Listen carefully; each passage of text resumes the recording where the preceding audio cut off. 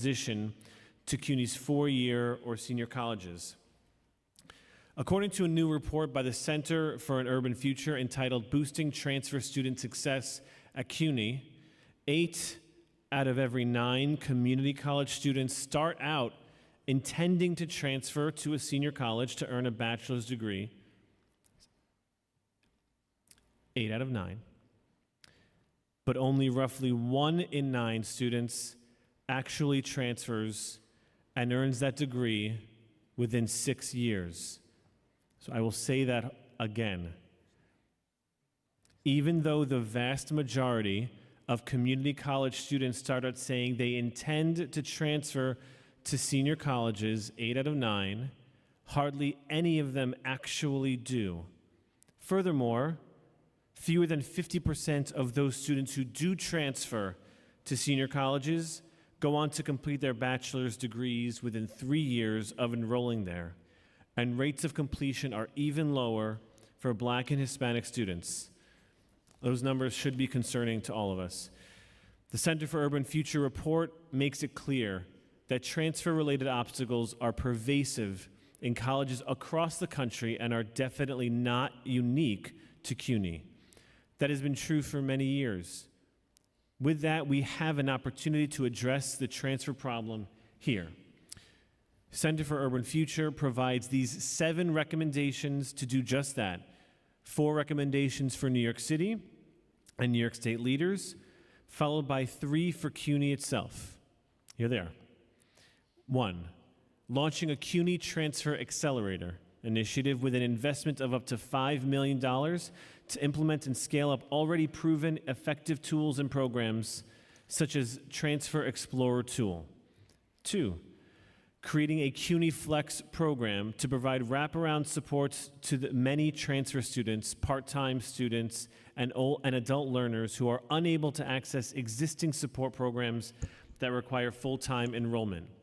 3, scaling up CUNY programs such as Accelerate, Complete, Engage, or ACE, college transfer into senior colleges, and ensuring that such programs reach the same number of students in CUNY senior colleges as the Accelerated Study and Associate Programs, or ASAP, reaches in CUNY community colleges. 4, revising the CUNY funding formula to make a portion of the funds provided contingent on successful student transfers, thus creating an incentive for CUNY to strive for better transfer outcomes. 5, launching a transfer success team at each college, composed of researchers, faculty, administrators, and peer mentors from the campus in order to implement transfer policies and practices that have proven successful on a smaller scale on various CUNY campuses. 6, setting system-wide and individual campus transfer goals and publishing reports on their achievement based on more accurate and consistent data across the campuses that are now available, and establishing a way to track and analyze the data. 7, creating a transfer academy to train faculty and administrators to become more knowledgeable about transfer policies and practices so that they can better serve CUNY students. We're pleased to have testimony today from the Center for an Urban Future, both to discuss the findings in their report and their recommendation. And of course, we are very interested in getting a fuller picture of CUNY's transfer process from CUNY administration. I want to acknowledge my colleagues who are here, Council Members Brewer, Marte, and Botcher. I'd also like to thank Adam Staropoli, my Legislative and Budget Director, Jenna Klaus, my Chief of Staff, Sahar Moazami, the committee's counsel, and Regina Paul, the committee's policy analyst. I would like to remind everyone who wishes to testify in person today that you must fill out an appearance card, which is located on the desk of the Sergeant-at-Arms near the entrance of the room. Please fill it out even if you have already registered to testify in advance. To allow as many people as possible to testify, public testimony will be limited to 3 minutes per person. I am also going to ask my colleagues to limit their questions and comments to 5 minutes. Please note that witnesses who are here will testify before those on Zoom. Now, in accordance with the rules of the Council, I will administer the affirmation to the witnesses from CUNY. Please raise your right hand. Do you affirm to tell the truth, the whole truth, and nothing but the truth in your testimony before this committee, and to respond honestly to council member questions? Thank you. As a reminder to all witnesses, please state your name prior to your testimony for the record. You ready? Thank you. Good afternoon, Chair Dinowitz and other members. Is your microphone on? Yeah, I think it is. Yep, I can bring it closer. Good afternoon, Chair Dinowitz and other members of the New York City Council Committee on Higher Education, staff, and guests. I'm Wendy Hensel, Executive Vice Chancellor and University Provost of the City University of New York. I'm joined this afternoon by CUNY's Vice Chancellor for Academic and Faculty Affairs, Dr. Alicia Alvaro, Dr. Sangeeta Bishop, current Faculty Transfer Fellow and former Department Chair at Borough of Manhattan Community College, and Dr. Colin Chelman, University Senior Dean of Applied Research Evaluation and Data Analytics.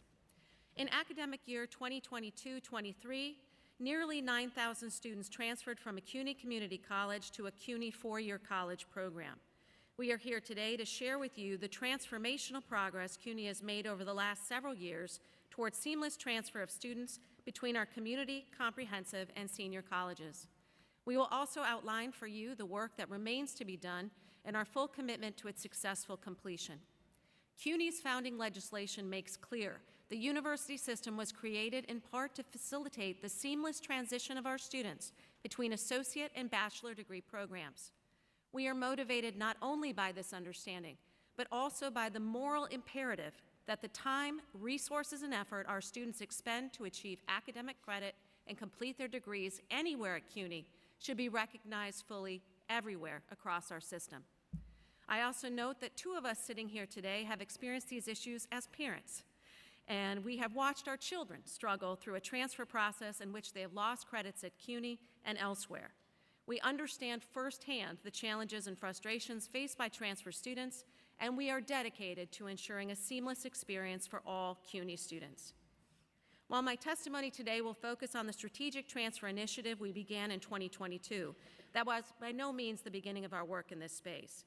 For example, in 2013, CUNY's General Education Pathways Initiative was launched with support from a resolution by the CUNY Board of Trustees to facilitate the transferability of general education credits, coursework that every CUNY student is required to take for degree completion. This work was expanded with philanthropic support to identify more than 1,000 discipline-specific major gateway courses guaranteed to transfer seamlessly within CUNY for credit. At the same time, thanks to the support and collaboration with Ithaca S&R, Lexa Logue, who previously held my position, the staff at Lehman College, and key philanthropic partners, we have developed a tool known as CUNY Transfer Explorer, which provides information on how any course at CUNY transfers to any other CUNY college. It also reflects useful trends and outcome data on transfer to bring transparency to the process. In addition to these central-led efforts, there have been several extremely effective collaborations at the campus level to effect the seamless transfer of students within specific majors and specific schools. For example, Bronx, Gutman, and Hostos community colleges each established blanket articulation agreements with Lehman College that guarantee a minimum of 60 credits will be applied to the bachelor degree in many common disciplines, resulting in admission with junior status. In addition, several multi-college academies were created, including the CUNY Justice Academy at John Jay, the Baruch Business Academy for Business Administration majors across 4 community colleges, the Online Psychology Academy at the School for Professional Studies, and the Urban Academy at the CUNY School of Labor and Urban Studies. These academies provide seamless transfer from community colleges and include many wraparound services that facilitate engagement between the community and senior colleges before students matriculate. These programs have been well received and are extremely successful. It's also important to note that our Accelerate, Complete, and Engage, or ACE program, the baccalaureate version of ASAP, aims to double timely baccalaureate completion not only for first-time freshmen, but also for transfer students with an associate's degree. In FY22, based on outstanding outcomes at John Jay and Lehman, ACE expanded to 4 additional senior colleges: York, City Tech, CSI, and Queens. The first transfer cohort at Lehman, admitted in fall 2019, realized a 2-year graduation rate of 61% versus 30% for a comparison group of students. We are extremely appreciative of the city's $8.2 million allocation for ACE and $2 million for Medgar Evers CHAMPS program in FY24, which allowed us to serve approximately 3,200 students. However, this funding has never been baselined, which significantly hampers our ability to implement these programs effectively. As of today, only $1 million has been allocated in FY25 city budget for both programs. While these and other efforts have improved transferability, the first comprehensive initiative to address the universal transfer of credits within each major was launched in late 2022 and memorialized in CUNY's 2023 strategic plan. Entitled One CUNY, this initiative comprehensively addresses transfer through curricular alignment within each major, the development of transparent policies and efficient technology, and the implementation of best practices for the retention, advisement, and advancement of transfer students. In January 2023, the CUNY Board of Trustees endorsed this approach by unanimously passing a resolution charging the university with making student transfer within the same major from a community to senior college seamless by December 2024. I am pleased to report that we are on track to accomplish this goal. A key challenge to the full transferability of credits within each major is the lack of coordination and alignment of academic programs across colleges and schools at CUNY. Recognizing the importance of faculty governance and the faculty's primary role in developing curriculum, in December 2022, CUNY's Office of Academic Affairs partnered with the University Faculty Senate to reimagine curricular alignment across the system. By identifying with disciplinary faculty the universal core competencies within each major that should be achieved within the first 2 years of the degree path, we will ensure that our community college students retain credits within the major and secure junior standing when transferring to the same major at a CUNY senior college. We began by tackling our largest transfer majors, which account for about 85% of all transfer students, and we will continue this process until all majors are addressed. In addition, all new programs developed in the future will be fully aligned across CUNY before receiving the approval to launch. Our approach is unique, has been embraced by the faculty, and already has been identified as a potential national model for other systems. Nevertheless, aligning core competencies and coursework alone will not solve the transfer problem.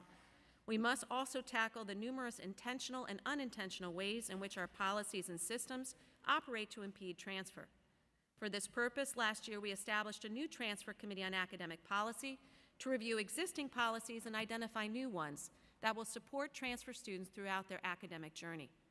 For example, we are working on a policy to ensure that the course equivalencies in place at the time a community college student first enrolls in CUNY remain valid until they transfer to a baccalaureate program to avoid unnecessary credits or courses that do not contribute to degree progression. We likewise are thoroughly evaluating the transfer process from the student's perspective, beginning with the transfer application and continuing through admission and registration at a four-year college. We are identifying every obstacle and forming cross-functional teams that develop targeted solutions addressing issues ranging from technological enhancements to improvements in the advisement process. We know that to succeed, transfer students must also have wraparound support that they need when they first begin their journey at a four-year institution. This transition period is a critical juncture when students simultaneously begin to take more advanced courses and lose some of the extra support community college provides. CUNY is working on several measures in this space, including a pilot transfer peer mentor program this fall that will embed transfer mentors at 2 community colleges and 1 senior college. Mentors will work closely with academic advisors across all 3 institutions to provide transfer students with the information, resources, and most importantly, support and belonging necessary to succeed during the transition. As I mentioned earlier, CUNY Transfer Explorer is a transformative tool that provides students information and transparency. The transferability of CUNY and non-CUNY courses, credits for prior learning, and advanced placement exams is now clear and accessible across the system. Students can identify how their credits will transfer to specific majors at specific colleges before transferring to help them make the best decisions. Notably, this is not just for students, but also serves as an important resource for academic advisors, faculty, and college administrators. Our goal is to have community college students indicate their plan when they enroll so that we can integrate this critical information into our advisement software and enable four-year colleges to provide proactive support from the moment of matriculation.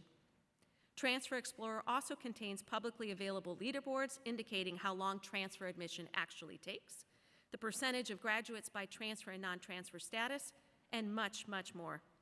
CUNY is committed to further enhancing Transfer Explorer's impact and will continue to add new features and tools to this important tool.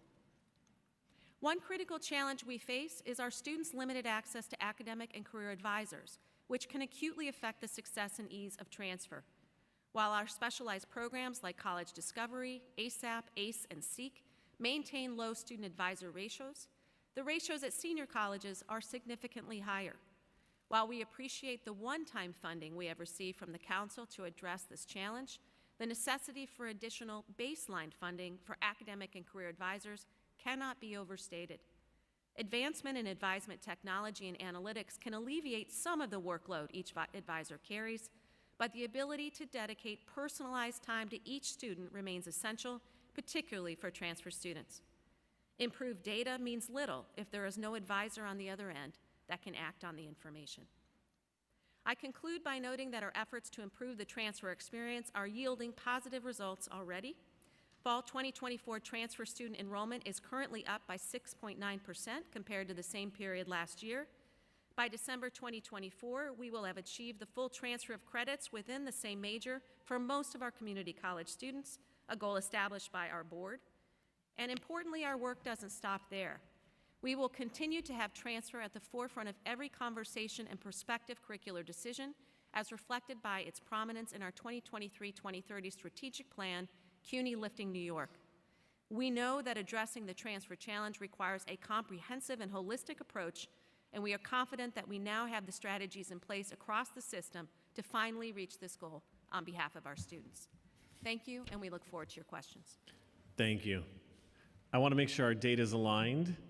So does CUNY have numbers on how many community college students in each class year, in each college, intend to transfer to senior colleges?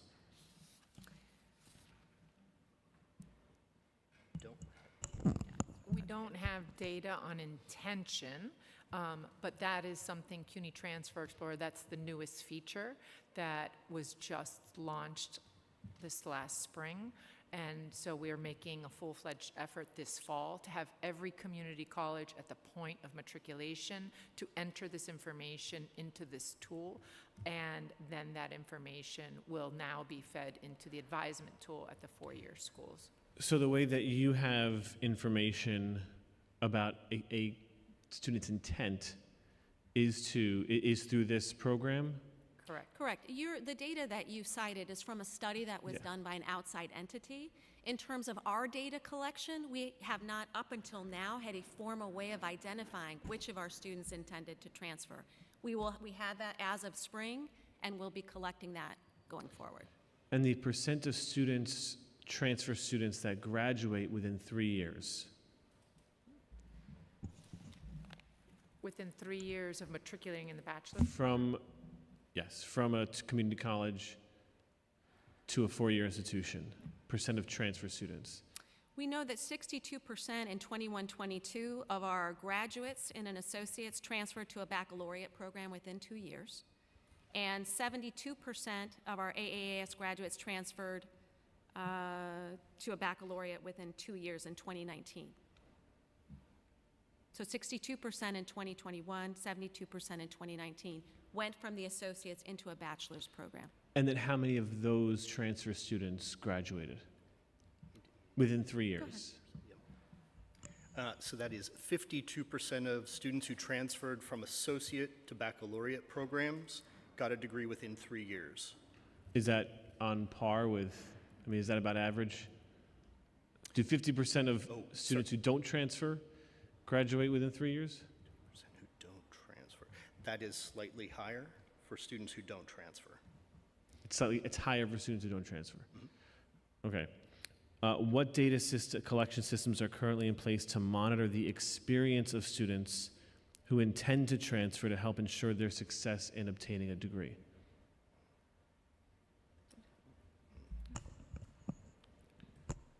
So you're asking about the data system that we have?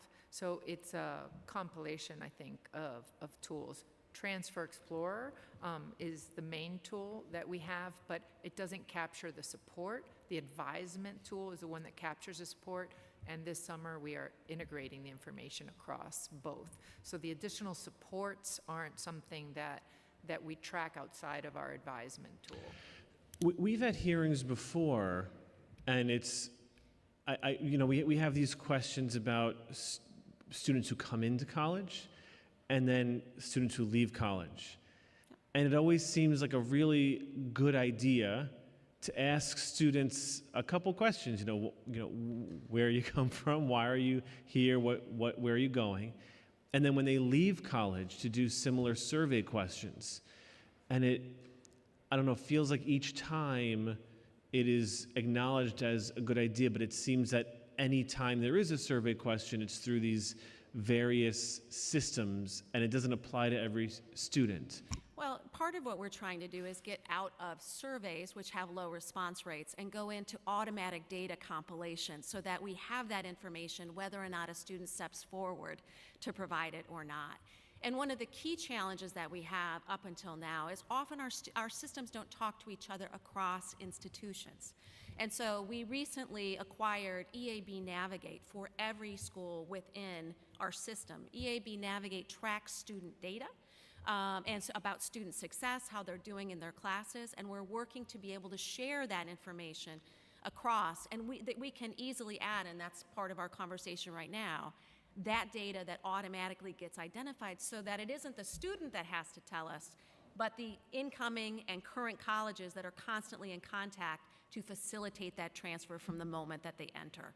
But up until now, what you're seeing is a system that did not do that prior to 2023, and going forward from 2024, we will have that ability. So that is a new thing that has come on board, but our goal is that it is not reliant on a survey, but instead on an advisor conversation where that information for every single student is inputted into our systems and can be shared across institutions. So I love the automation, the systemic way that is being done, but how is it being done if I think we all acknowledge there aren't enough advisors, there isn't enough investment in ACE and ASAP? How is it actually happening without the investment in advisors? Well, it certainly isn't done as well as it could be. I mean, that is something that we are looking to develop a holistic and comprehensive advisement plan. As we indicated, one of the challenges is we see the data and the success from a program like ACE, which goes from a 31% two-year transfer graduation rate to 60% with that additional support. That requires funding that we do not currently have. However, every student has access to advisor and will meet with an advisor as part of our programs. So the EAB Navigate covers every single student as well. The what Navigator? EAB Navigate. Okay. It's our student success platform that now is universal across our system and will be online, I think, as of this summer, ultimately. How often do students who are not in the ACE program meet with an advisor? I don't know. Do you all have that? We can get back to you on a specific answer to that, but it varies dramatically by school. My concern, which you can probably tell from what I said before, our concern is to get the student who doesn't come forward for that advising session to ensure that we capture them in some type of a safety net as it relates both to their intentions and information, but also the advisement process. The analytics and data that we are creating through these integrated systems will significantly assist us in proactive outreach rather than reactive outreach when the student indicates they want to talk to us. But can I just say, fundamentally, it requires a human being to reach out to the student. That's the same whether or not there's an automated system, right? Candidly, it does and it doesn't. With things like automated messaging and chatbots, we can identify who's at a particular point in the curriculum to know that it's time to think about transfer. That can all actually be done automatically directly to a student with a text. So it alleviates the burdens on the individual advisors to then move into the more highly personalized conversations, like about which school is in your best interest or what is your future plan. But so you actually can automate quite a bit of it, but certainly it is not sufficient at the highest and best levels. And I just want to add, even within the ASAP and ACE program, ASAP developed ASAP-I, which is parallel to something that's EAB Navigate. So it's a tool that helps the advisors identify who needs more advisement sessions. And so then the requirement to meet with the high needs group might be 3 times in a semester versus the medium group versus the students that are doing just fine and only need that once. EAB Navigate does that much quicker and doesn't require the manual entry. But to your point, then it categorizes the groups. And so now as an advisor, I know who are the ones I need to proactively reach out to that need that additional support. So by decreasing that workload that's currently required to proactively reach out, the students that are not in these special programs currently have advisors with such huge caseloads that they don't have that information. But now with Navigate, every student, every advisor will have that information and enable us to proactively reach out to them through text messaging and to get them to come in.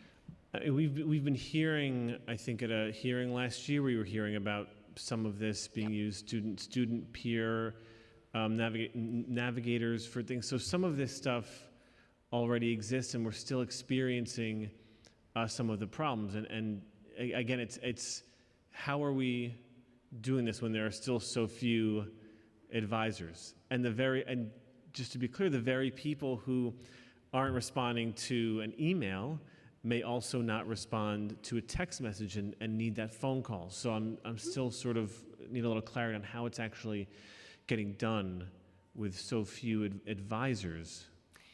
Again, there is no substitute for the personal conversation with an advisor. And however great our data and information is, if there's no one to receive that information and act on it with the student, then it goes into a vacuum. And I think we've seen that. However, we have not fully or even come close to fully implementing the capacity and possibility of the new technology that we have now acquired system-wide. So there is a major push to implement across the system fully.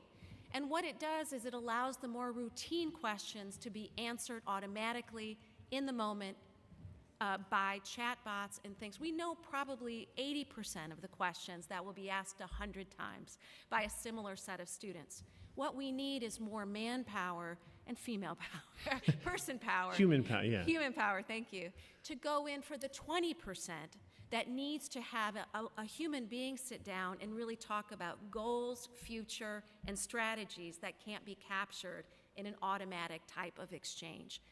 We don't have enough people to be able to do that, and that is a priority for us in the future, but it is deeply constrained by the resources, and it's particularly constrained by one-time funding, because advisors are highly skilled, must be trained, and it's multi-year appointments. So we can't, it's a lovely thing and wonderful thing, and we greatly appreciate one-time funding, but it cannot replace the investment in human capital that requires multiple years of funding.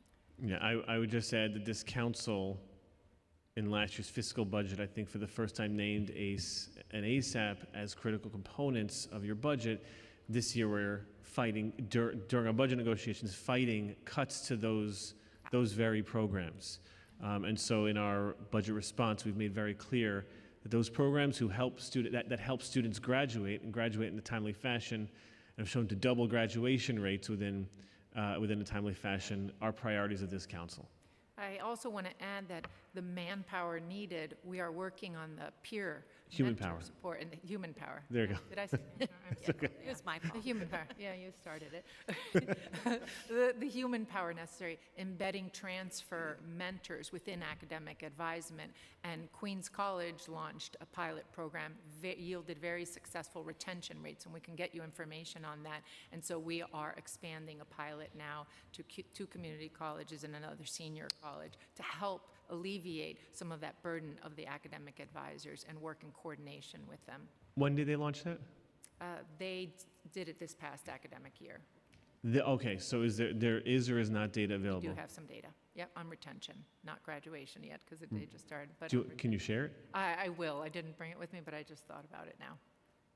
One of the most effective ways to add that person-to-person advisement is actually through peers, which our data tells us that students actually respond to in some cases quite a bit better when they get advice from their peers. So it's cost-effective, and it allows us to both provide work for our students and additional advising for the younger students.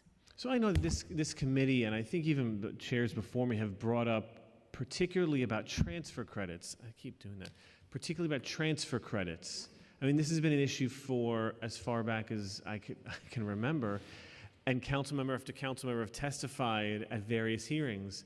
They have constituents who go to a community college, and the credits they may transfer as elective credits, and this is something you alluded to in your testimony, but it doesn't count towards their major.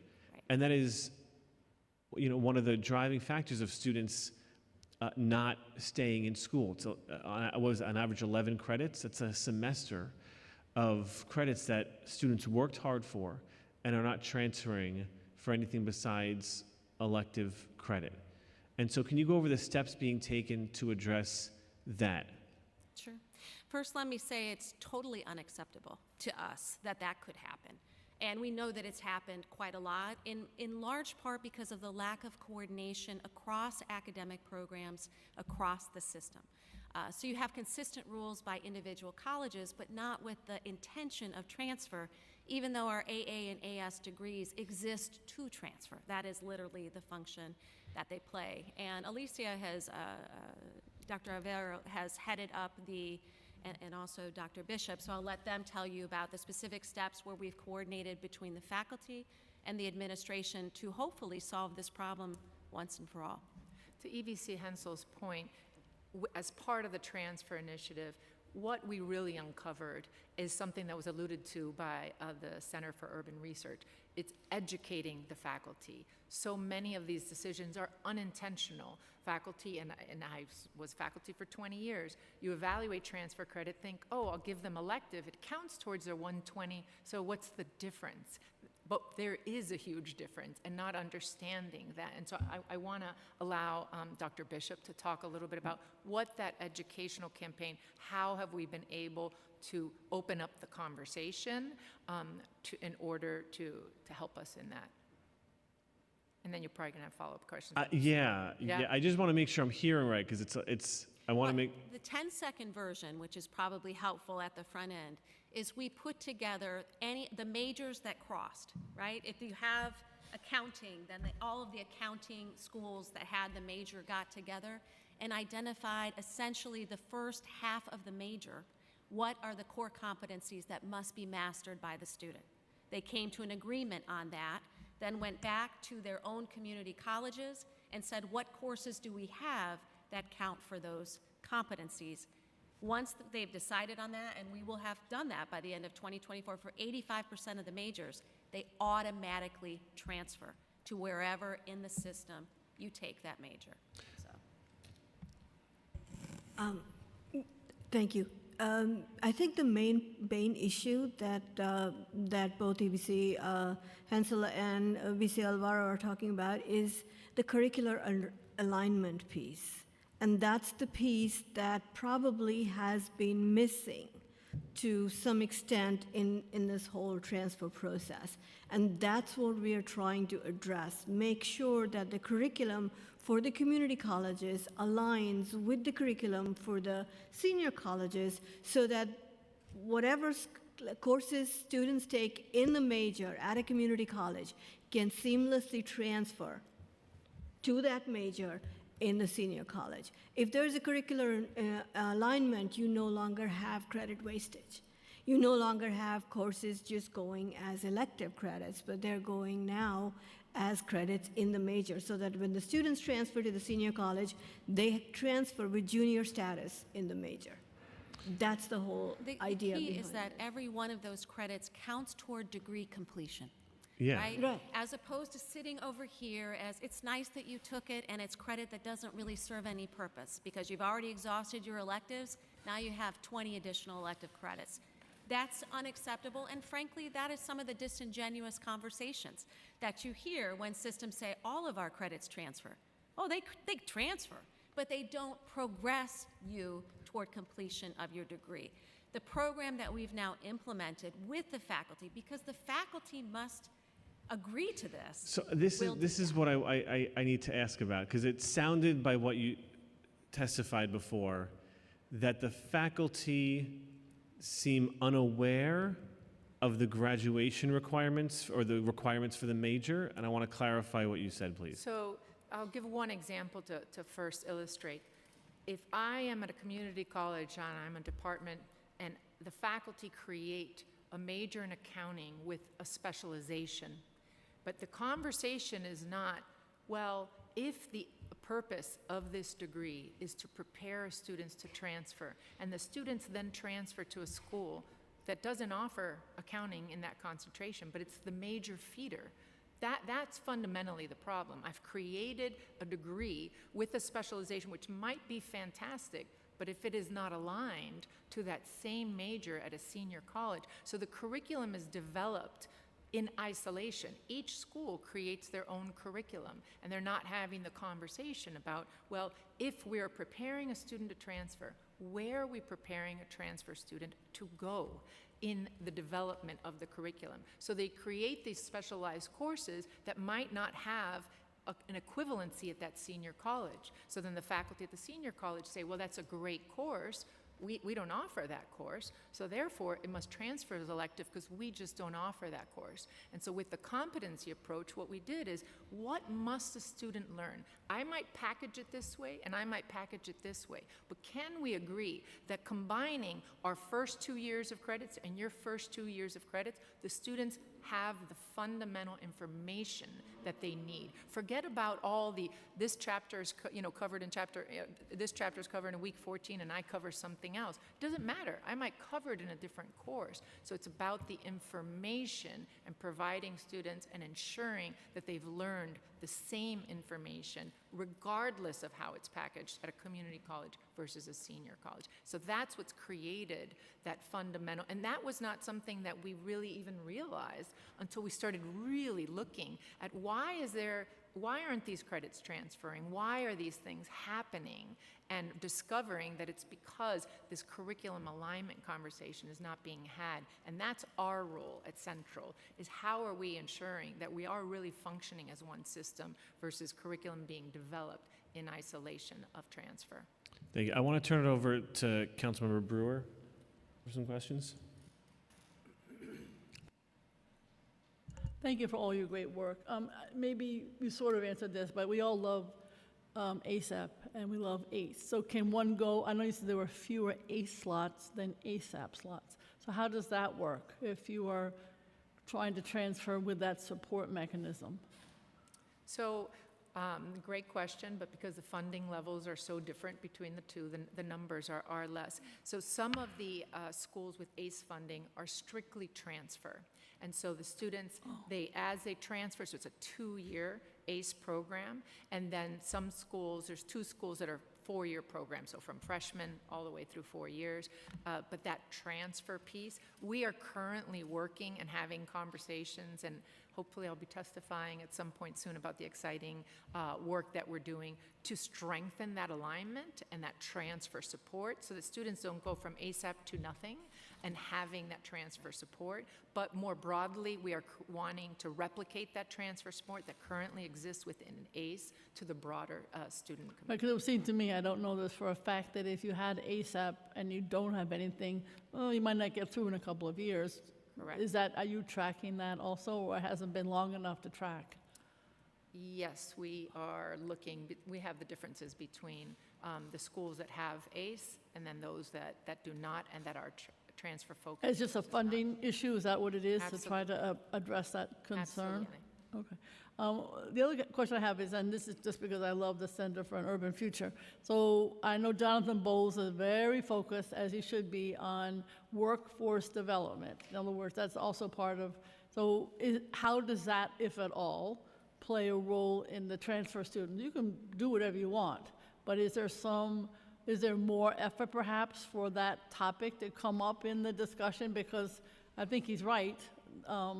CUNY could help more in this area. So how is workforce development, which is his big thing, part of your transfer program?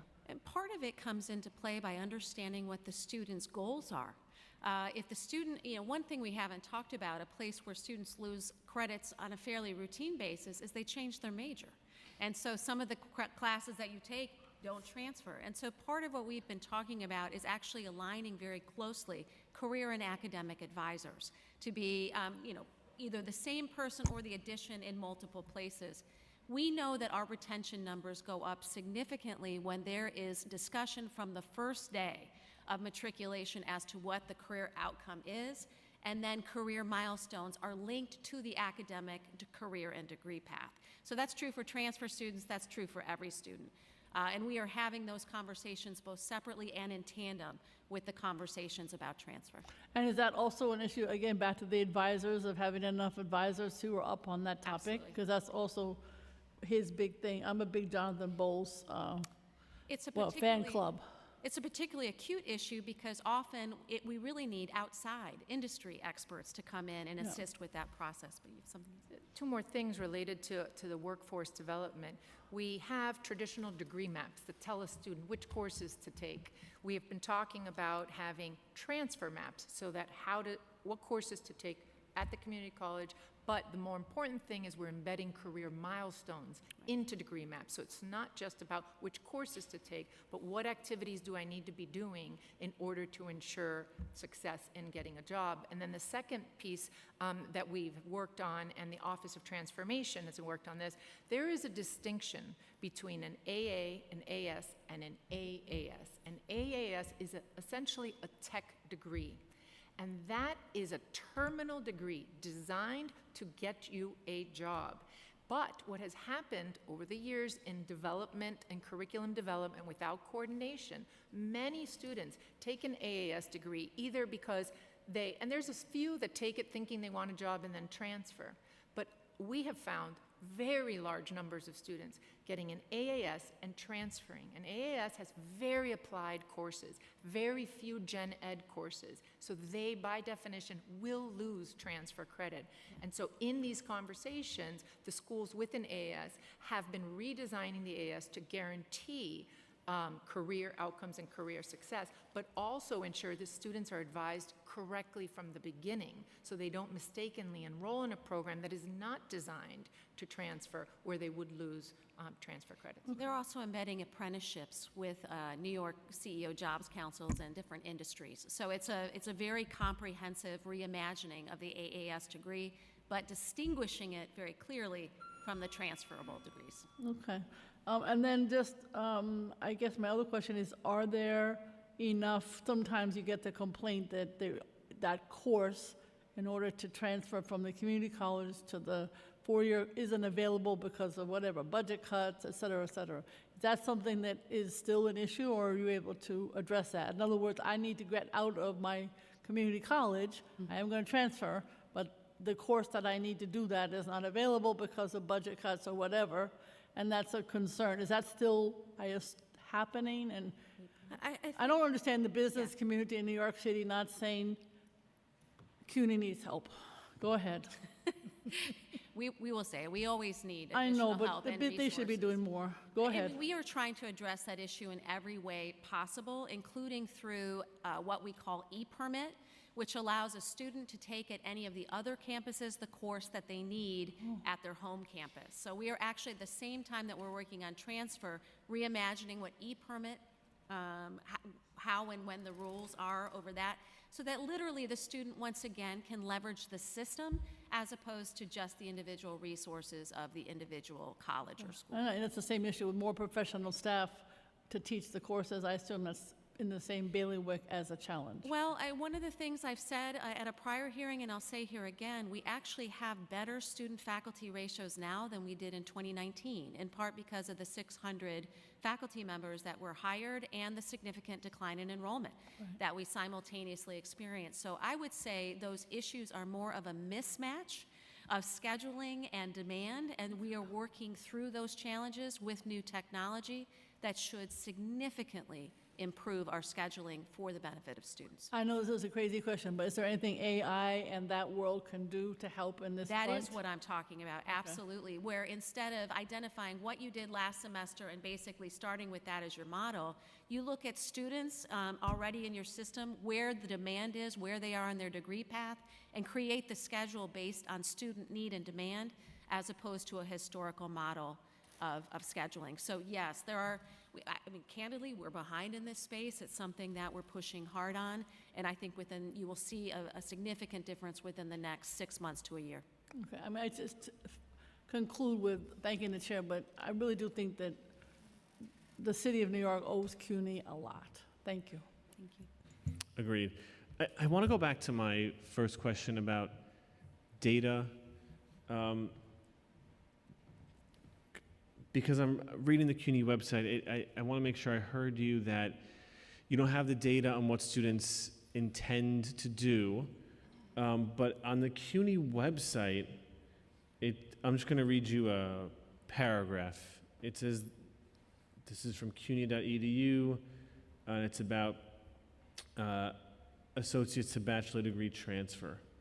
And it says the leaks in the transfer pipeline between associate's degree and bachelor's degrees are a critical problem nationally as well as in the CUNY system. About 30% of college students in the U.S. are enrolled in community colleges, but 87% at CUNY say that their ultimate goal is to earn a bachelor's degree, which by definition necessitates transfer between colleges. However, 6 years later, only 11% at CUNY have done so. And so I don't know if I asked the question wrong or if you're using data that you don't have, but if you could talk about that for a sec, please. All of the above. We received a one-time federal grant to do a study of transfer students, so that was a large scale, it funded a large-scale survey of incoming students, and those are the results you saw. Unfortunately, it was one-time funding. So you do have data. Well, 1 year, I mean, but we don't track. Contract. So yeah. it was a snapshot, Right. as opposed to, we don't do it on a regular basis. We had special funding to do a one-year survey, which I actually wasn't aware of, so I appreciate you pointing that out. But we do not have a practice of tracking where we could go in and give you hard data on this question. okay, I would hope that in the future, if I ask a question about data, you can put all the caveats you want on it, that we have a one-time survey, but it would very much be appreciated if that data were shared, because it feels hidden, right? When I'm like trying to look up data here and reading from the website. So there is data that exists, and certainly things have changed in those few years, but I think fundamentally it highlights the problem, and I just really need to articulate that before moving on to the question. Centrally, now it's acknowledged the problem, let's say for transfer credits, exists with schools, I guess, aligning curricula or finding things, elements in a course that can align with one of their courses. And I'm interested to know how much of that is pressure from Central to ensure that that happens, and how much is left up to each senior college to determine on their own. Yeah, well, up till now, most of it's been left up to the senior college on their own, and that's why you see a patchwork of Yeah. results, right? And frankly, too many people making decisions individually.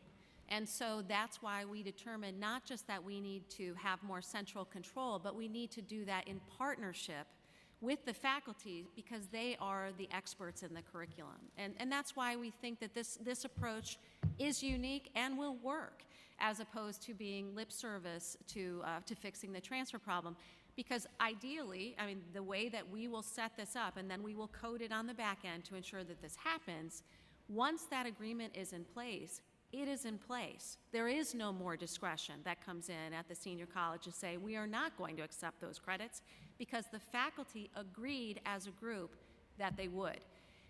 The other additional piece, of course, is that that does have to evolve over time, and so that will change, but it will be a controlled change so that whatever rules were in place at the moment that the person transferred are still operative by the time the person graduates. So they're not subject to going back and forth as the faculty meets and may make new decisions on that major. And just what does that pressure or incentive look like? You know, what for a senior college to really dig in and find those transfer courses to apply to the major? The incentives to the senior colleges, to the professors, to the schools themselves. I think these are, in the vast majority of cases, these are good faith determinations by faculty that in their opinion, it is not an equivalent. Now, whether that is a fully informed decision or not, we question from time to time. For example, we often have arguments now over whether the same class isn't transferable because it was taken in a remote setting versus an in-class setting. Those are things that we should decide together administratively and then have consistency, because students shouldn't be in the position of having to advocate for each of these courses when they make these transfers. We will create this system of rules with the cooperation of the faculty and agreement of the faculty, and then we will administer it to ensure consistency. I want to add, I don't want to say pressure, but what has definitely You could say pressure. helped open up the door of conversation is the student success metrics, sharing the data of what is happening to the students as a result of these decisions has been extremely eye-opening for faculty, seeing what percentage of the students, and this is one of the features of Transfer Explorer, has been fantastic, that shows how do our students fare once they transfer? What percentage of the students in my department are transfer students? That information has not been as transparent as it needs to be in order to enable these conversations. And by and large, as faculty see what is happening and the challenges transfer students are facing, it's gained buy-in from the faculty. And was this, did you say the timeline for this is 2020, this year, The end of this 24? calendar year, yes. So by December, there will be, I guess, a map of all courses at CUNY that can or do transfer for credit from associates to bachelor's? Well, that's already in Transfer Transfer Explorer, but the automatic transferability of course-aligned credits will be in place by the end of December for 85% of our community college students. Once we go past the 85%, we're talking about small majors with small numbers of students, so it will take us a little bit longer to complete that last piece. But even those students will benefit tremendously from the additional work and transparency through the technology. Is there a timeline for that other 15%? They're happening as we go. Yeah. We're doing it along with the 85%, which are the 6 big majors. So work is continuing on that. At the same time, we also have work continuing on some of the other majors. So I have somebody who's working on math. I have another person who's working on biology. So they are being tackled, and the hope is that some of these other majors it will just not stop at 85, but maybe we might have 90 by the time it's the end of December. So they're underway. so It's not that they're not all underway. It's that we've it's all happening prioritized at the the same largest time. with our resources. And as new majors are created, I think this has to be continuous. Well, so that was my next question. Even within a major, there are new courses that pop up all the time, or even a curriculum changes slightly. Yeah. And so what is the process for adapting to either new courses or courses that change their syllabus even a little bit? That's a great question, and that's exactly what we're doing. We're going to be creating faculty groups that will be looking at requests to make changes, because the curriculum has to evolve and it has to change. But what we don't want is it changes at a senior college and doesn't then change when it needs to change at the community college. So if changes are being recommended at a community college, senior college, there will be a faculty committee that reviews that to identify, well, if this change happens here, then it needs to happen at a community college to see so to continue that curriculum alignment. And so that will be a process. We have that with general education. We have a committee that anytime there's a proposal for a new gen ed course that reviews these things to ensure that we have that transfer guarantee, and we'll be creating it for every discipline. I remember you testified at our Seal of Biliteracy hearing, and I was actually shocked that this faculty has to meet for nationally recognized exams like AP courses that they still have to meet. And so there's no automation there for even nationally recognized, and there's no automation currently within your own system that if a syllabus exists, so they have to review every single one manually. Yes, but we are going to be, we've been talking about using artificial intelligence to help scan. So if there's a brand new course, let's say, and I want to know which course equivalencies already exist across the system, artificial intelligence can review that syllabus and populate all of that. So it decreases a manual effort, but there's no replacement for faculty and faculty governance in having to review. I agree. No replacement for people or human power. No. Do you have a contract with an AI company or an organization to actually do that work? We have a number. We have a number of them in different spaces. EAB Navigate is the AI tech issue in student success. We are using CourseDog as it relates to scheduling and the issues that Councilperson Brewer brought up. I meant for transferring credits, for doing exactly what you said. Is there a We actually contract? have a faculty member who We're has working on that.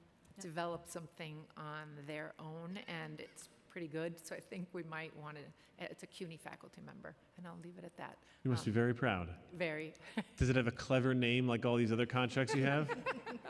no, No, it's Not just yet. not yet.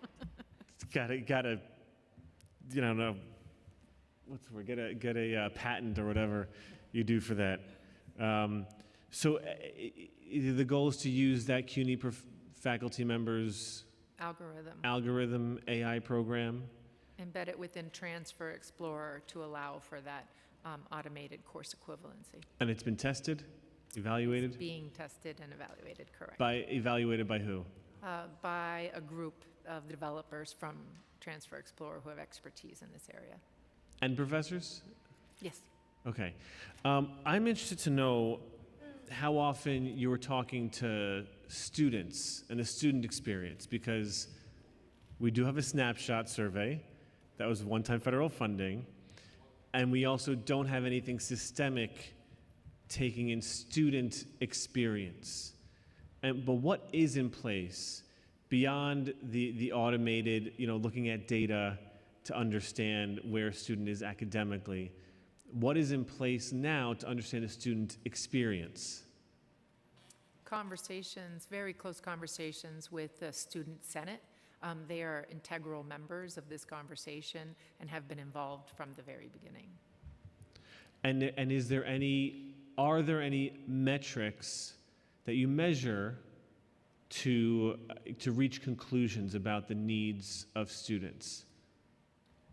Student experience. We have a biannual student experience survey. It gives us broadly a sense of how satisfied students are with particular services across CUNY. We don't get into a ton of detail, but yes, we do have a biannual student experience survey. Biannual, twice a year? Oh, sorry, every 2 years. Okay. What is it, a semi-annual, biannual? Always. Yeah. Nobody knows what those words mean. So you're collecting data, and I think you said before it is, I guess, voluntary whether the students complete the survey. But when you face challenges, you are developing all of these systems for transfer, recognizing that transfer credits and transferring from associates to four-year is a challenge. Are you updating your survey to reflect what you know to be a challenge, to have student-focused data to reflect the needs of the student body and inform your decisions? Absolutely. Every 2 years, we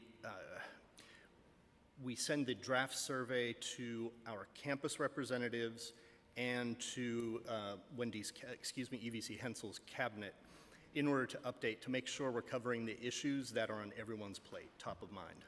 And that includes the Student Senate? We do not include Student Senate specifically, no. But we use data from previous years. I'm interested to know more about that decision, why not to include the Student Senate. Well, so the Student Senate, we tap in particular, so look, excuse me, Alicia, oh my heavens, I won't take offense. speaks to representatives of the Student Senate. We work most efficiently through Alicia to update the survey. I wonder how your survey questions would be different if they included I believe that you relay the messages very well, but I wonder how your questions would be different if they included direct communication with students. And to just harken back to something I said just a little while ago, we've heard from numerous hearings here and since before I was chair, other council members talk about the problems with transferring credits from their students. They heard directly from their students. Yeah, both of us have experienced it as parents, and that experience is different, right, than as an administrator, and it gives you a different understanding and, frankly, an emotion level as it relates to lost credits. Your point Not to mention the impact on your wallet. that, believe me, And the I noticed students, that, by the way. yes. Yes. We coordinate with USS all of the time. I think your points are well taken, and it's certainly something that we could add them to this conversation. I'm learning things about process sitting here, as are you, and we are continually identifying new ways to engage students at a more meaningful level in the changes that we're making. So I think that's a good suggestion and one that we can look into.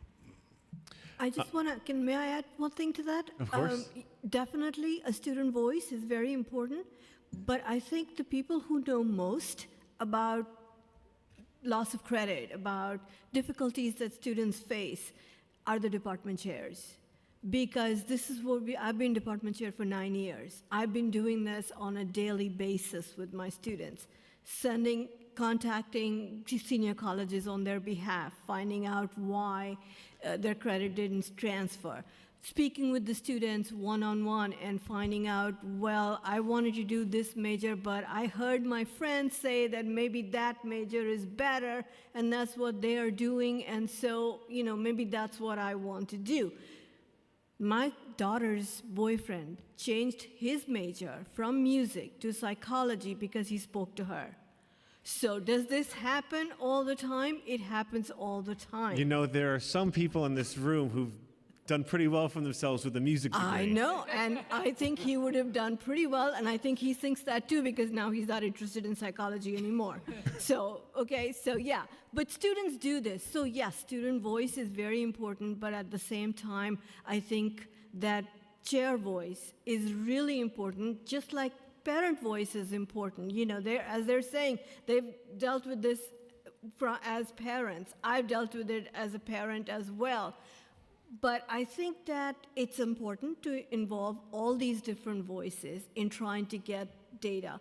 And I'm pretty sure that Alicia, in the contribution that she makes when she talks from students, is also coming from the chair's point of view, because I know that I've been talking to Alicia for years on this topic and on several other topics that pertain to this. So we do take it into account. Maybe we don't have a student sitting there saying, oh, can you add question X and can you add question Y? Can students really do that?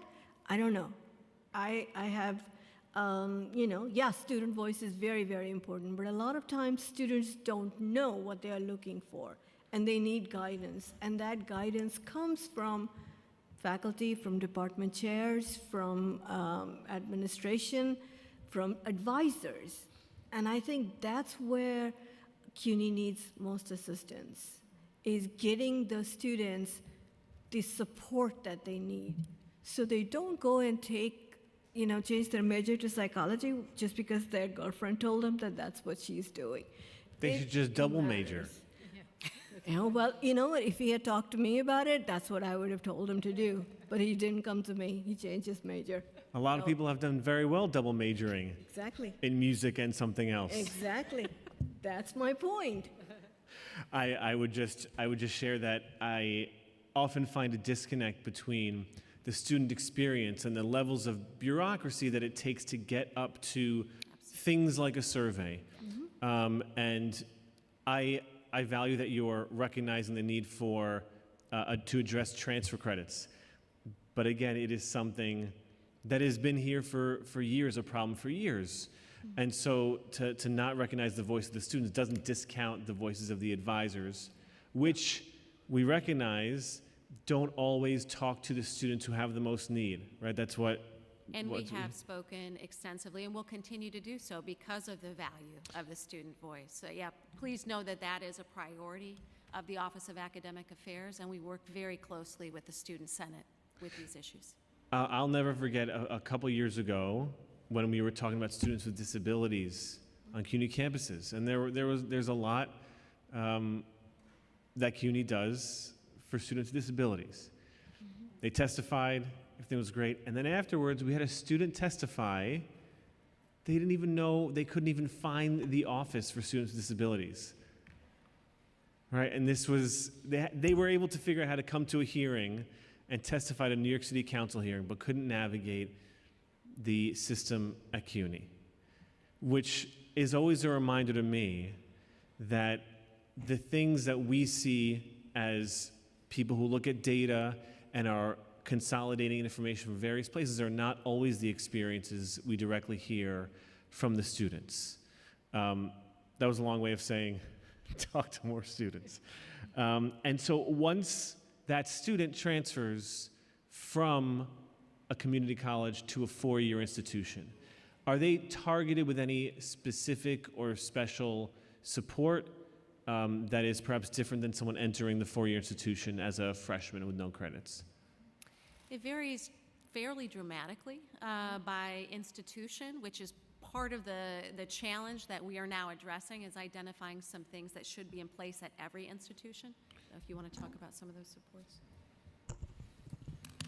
So yes, the supports vary substantially, and EVC Hensel alluded to, for example, the academies that exist at some of the senior colleges. So some of them have the wraparound services that begin when the students are at the community college. So even before that transition support, Queens College launched a peer mentor transfer support for that transitional period. So what we are doing is taking a look at all the different things that are being done across the colleges that already have those support services and developing a model that should be the standard level of care across all of the schools that include that first, before they even enroll, because sometimes what we're finding is something termed transfer melt. They apply, they get admitted, and then they never show up. And one thing that's reported by students is they're bombarded with information. They get so many emails, they get overwhelmed, they don't even know what to do next. If only they had a chatbot talking to them, they'd be. That actually is the solution. That is one of the solutions. It is. We can tell who has submitted what forms, and so you begin to target communication only to the person who needs to receive the communication. So it actually significantly reduces that external noise. You sound skeptical, but I assure you there's actually data that shows this is a quite effective technique to actually target the right person at the right time in order to convey the information that's needed. And if they need help that can't be answered, they're immediately connected with the person to be able to help them. Because some of the questions they have, they're very embarrassed to ask a person, and they feel most confident asking the questions to a chatbot or at 2 o'clock in the morning.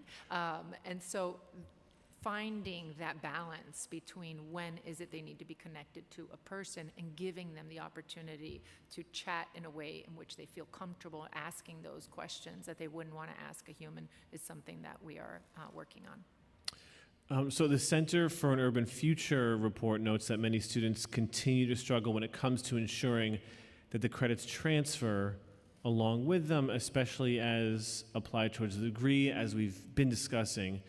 How is CUNY ensuring this is made more transparent and more efficient so students don't waste additional time and resources? It will be, it's a multi-prong approach. First, the transfer plan, knowing when and where a student wants to transfer from day one is critical, because from day one, they need to know which courses to be taking. The moment that we have a delay in knowing when they want to transfer, the courses they take, But let me put that requires knowing that they want to transfer correct, to a four-year institution. which we're capturing now in Transfer Explorer. Okay. We are now officially. Please continue. Yeah, Please. and that's exactly why we need the tracking of that information. And so providing that information, one of the things from this transfer initiative I'm most excited about is then we will have these transfer maps. So a student doesn't have to know from day one, I want to go to Queens College, I want to go to John Jay. Right now, there's so much chance, right? If I have to take these courses if I want to go to John Jay, if I want to major in psychology at Queens College, I have to take these. With this transfer initiative, doesn't matter, they don't need to know at the very beginning, and if they major in psychology and know they want to transfer, they can go to any four-year CUNY school with that guarantee that all of their credits are going to transfer within the major. So essentially, we'll have like a blanket articulation, a map. Take these courses at community college, and then we're also working at the senior college. What are the remaining courses? We want those transfer maps so it's transparent to all academic advisors, faculty, as well as students. So we'll have all that information come December 2024. You'll have the information. The students will. Students will. Absolutely. Will the public have the information? I think we've been talking about, what are the success rates of the programs? Are those all going to be public information? Yes, yes. Absolutely. Look at the data guy to make sure. Oh, if they say yes, I say yes. You're The key to this success is transparency. And with the launch of our 2023 strategic plan, all of our major data points have become public, and we vowed to continue to track them publicly. And these are among those data points. just broke my pen. Are you modeling, or have you looked at either externally other higher education institutions to model after, or are you looking internally at schools like Baruch, which, according to the report, has a 67% three-year graduation rate for transfer students?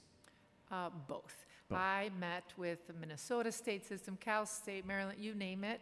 I met with all of them and discovered that they all have a transfer problem and have all said, if you solve it, come to us. And other institutions are knocking on our door asking how we've been able to make so much success already. So yes, and looking at what's worked within the system as well. So all of the above. I have two more questions. One is a Gail Brewer question. You ready? All right. You have a guy making a thing, a chatbot. Was he making an AI? The faculty member, it was for course equivalencies. Course equivalency. Is he licensing that? And is CUNY getting any credit or residuals for licensing it? As you were speaking, I thought, we should do that.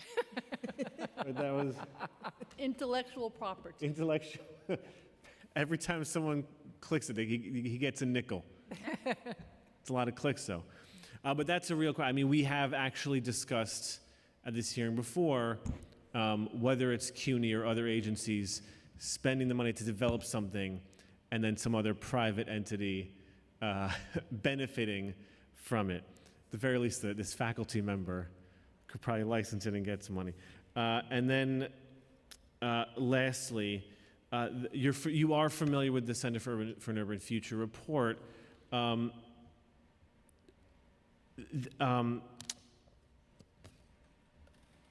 Just of these 7 recommendations, or any of the recommendations, just other general thoughts about them, or the effectiveness or ineffectiveness of some of these, where you've read them and you may have said, that's a really good one, we're going to lean into that, or that doesn't make sense logistically, and thank you, but no thank you. There are elements of all of the things that we are doing in some of those recommendations. And so first, let me thank the Center for Urban Futures for looking at an issue that we think everybody should be looking at. So we're in complete agreement about that. In terms of faculty academies, for example, you heard us say there are misunderstandings with faculty, and we've created, like the faculty fellow position and educational opportunities we don't have a full academy. If there are more resources, more people learn, and we can implement it more quickly. So I think that that makes sense.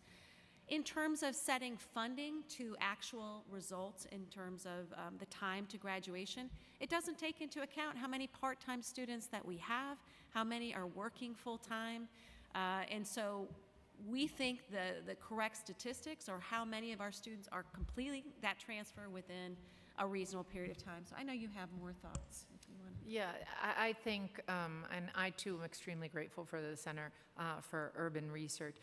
And most of what they mentioned, the additional funding for technology like Transfer Explorer, absolutely. For more advisors, absolutely.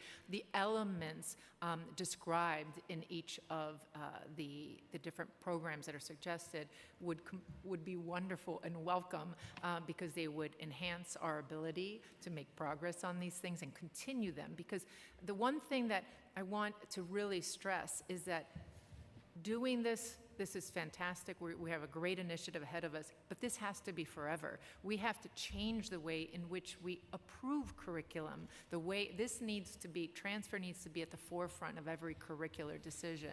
So that piece, I think, was probably not highlighted enough in that, but obviously you have to be in the weeds to kind of understand that. So building that infrastructure is something that I think is critical, and that is CUNY Central's role. How do we ensure that we're not in this mess? I always tell everyone I approach a problem in two ways. How do I retroactively clean it up and proactively prevent it from continuing? And that prevention of continuing is something that we are embedding within this process to ensure that 5 years from now, somebody's not sitting here in the same chair saying, whoops, now we have all these new majors and they don't align, right? So how do we prevent that from happening? And so I don't have any issues with the things that were stated, other than the one piece about tying the budget to, that has to be very tricky because it has to be the right metrics. It's very difficult. Transfer and loss of transfer credits is such a complicated issue. We are solving a lot of it, but there will always be times when a student changes their major too many times, and then they take too many credits that then upon transfer end up not aligning with their major. But the advisement piece and making sure they're on the right track from the beginning, I think, is critical to address that. Yeah, at a basic level, if a student does work, they should get the credit for that work. Absolutely. 100%. And I'm glad to hear you agree with that, and pleased to hear there are steps being taken, but it's very clear that there are a lot more steps that need to be taken, a lot more work to do.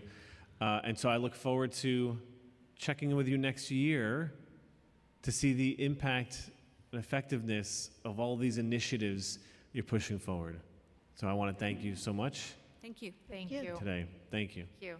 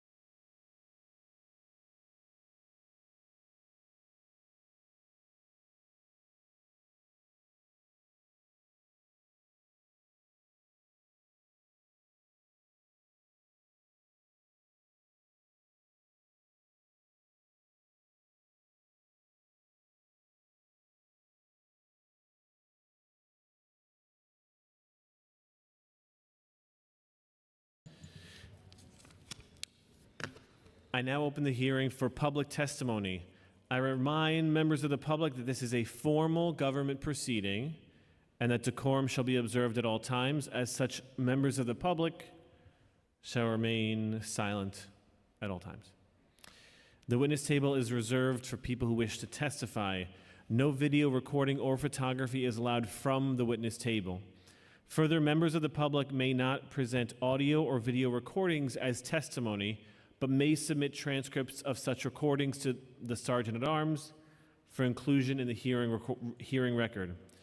If you wish to speak at today's hearing, please fill out an appearance card with the Sergeant at Arms and wait to be recognized. When recognized, you will have 3 minutes to speak on today's topic, addressing obstacles facing CUNY's transfer students. If you have a written statement or additional written testimony you wish to submit for the record, please provide a copy of that testimony to the Sergeant at Arms. I will now call the first panel, Eli Dvorkin from Center for an Urban Future.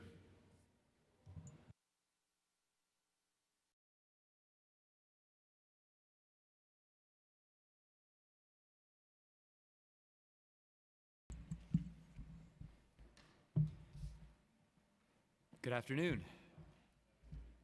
I'm Eli Dvorkin, Editorial and Policy Director at the Center for an Urban Future. We're an independent think tank focused on creating a stronger and more inclusive economy in New York. Thank you so much, Chair Dinowitz and members of the committee, for the opportunity. For thousands of New York City public high school graduates each year, the most accessible path to a bachelor's degree, and with it, a major boost to economic mobility, is to enter CUNY as a community college student and then transfer to a four-year institution. However, most CUNY students who intend to transfer and complete a bachelor's simply won't reach the finish line. There are challenges at every point in the transfer process.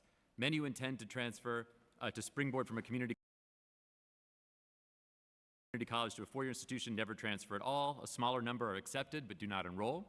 Others do transfer but are unable to complete. And there are issues with credits toward a major being lost, as we heard earlier, not baked into curriculum design. The transfer application process itself is hugely cumbersome, and too few faculty and administrative staff have the knowledge and the tools needed to help. Fortunately, CUNY is already doing a lot to address these challenges, as you've just heard from our university colleagues. Our research suggests that CUNY's interventions are working. For instance, the rate of transfer students graduating within 3 years of transfer increased from 38.7% in 2012 to almost 50% in 2019. But CUNY will struggle to achieve the progress needed without a new level of support from the City of New York. That starts with fully funding CUNY in the 2025 budget. The mayor's executive budget cuts nearly $84.9 million in city funds for CUNY compared to last year's adopted budget. The council should do everything possible to reverse these cuts. Arguably, the most effective option to help boost transfer student success is a simple one: baseline funding for additional academic and peer advisors at CUNY.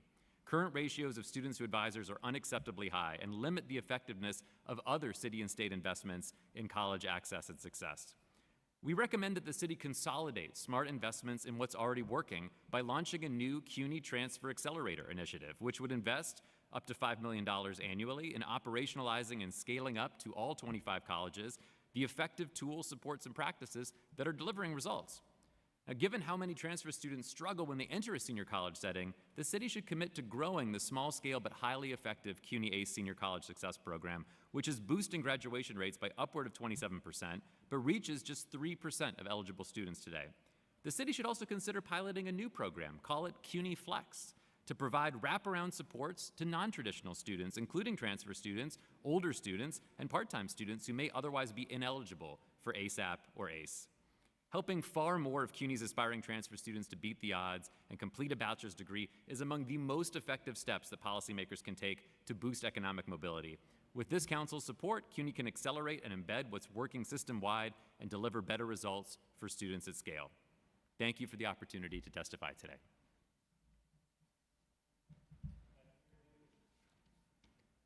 I think it was right on the dot, huh? Not bad. I could strike the final two words. Thank you so much, and thank you, of course, for the report. I mean, a number of your reports are really critical to our understanding of the successes that CUNY has achieved, and of course, the challenges and the hurdles faced by CUNY as a system and so many of our students. If you had to pick one single biggest factor or obstacle facing transfer students, what would you identify that obstacle to be?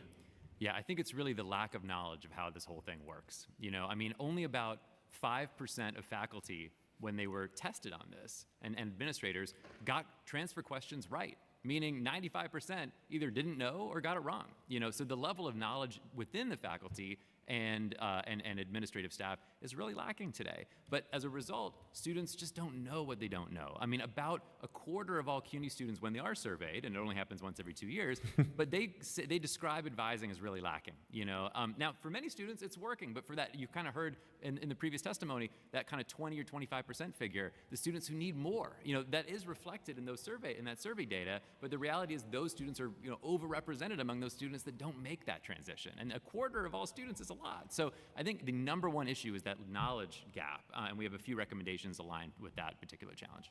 And it was knowledge gap with the faculty, you said. Right, which is where kind of students are getting their knowledge from. Yeah. Nobody enrolls at CUNY understanding how transfer is supposed to work, but they need to get that information from advisors, peer advisors, from faculty, and from administrators. And right now, there's a big challenge there. Yeah, it was actually shocking to me when CUNY testified that, and you heard them testify that educating faculty on sort of the requirements and transfer, that was, I guess, coming from the K-12 world.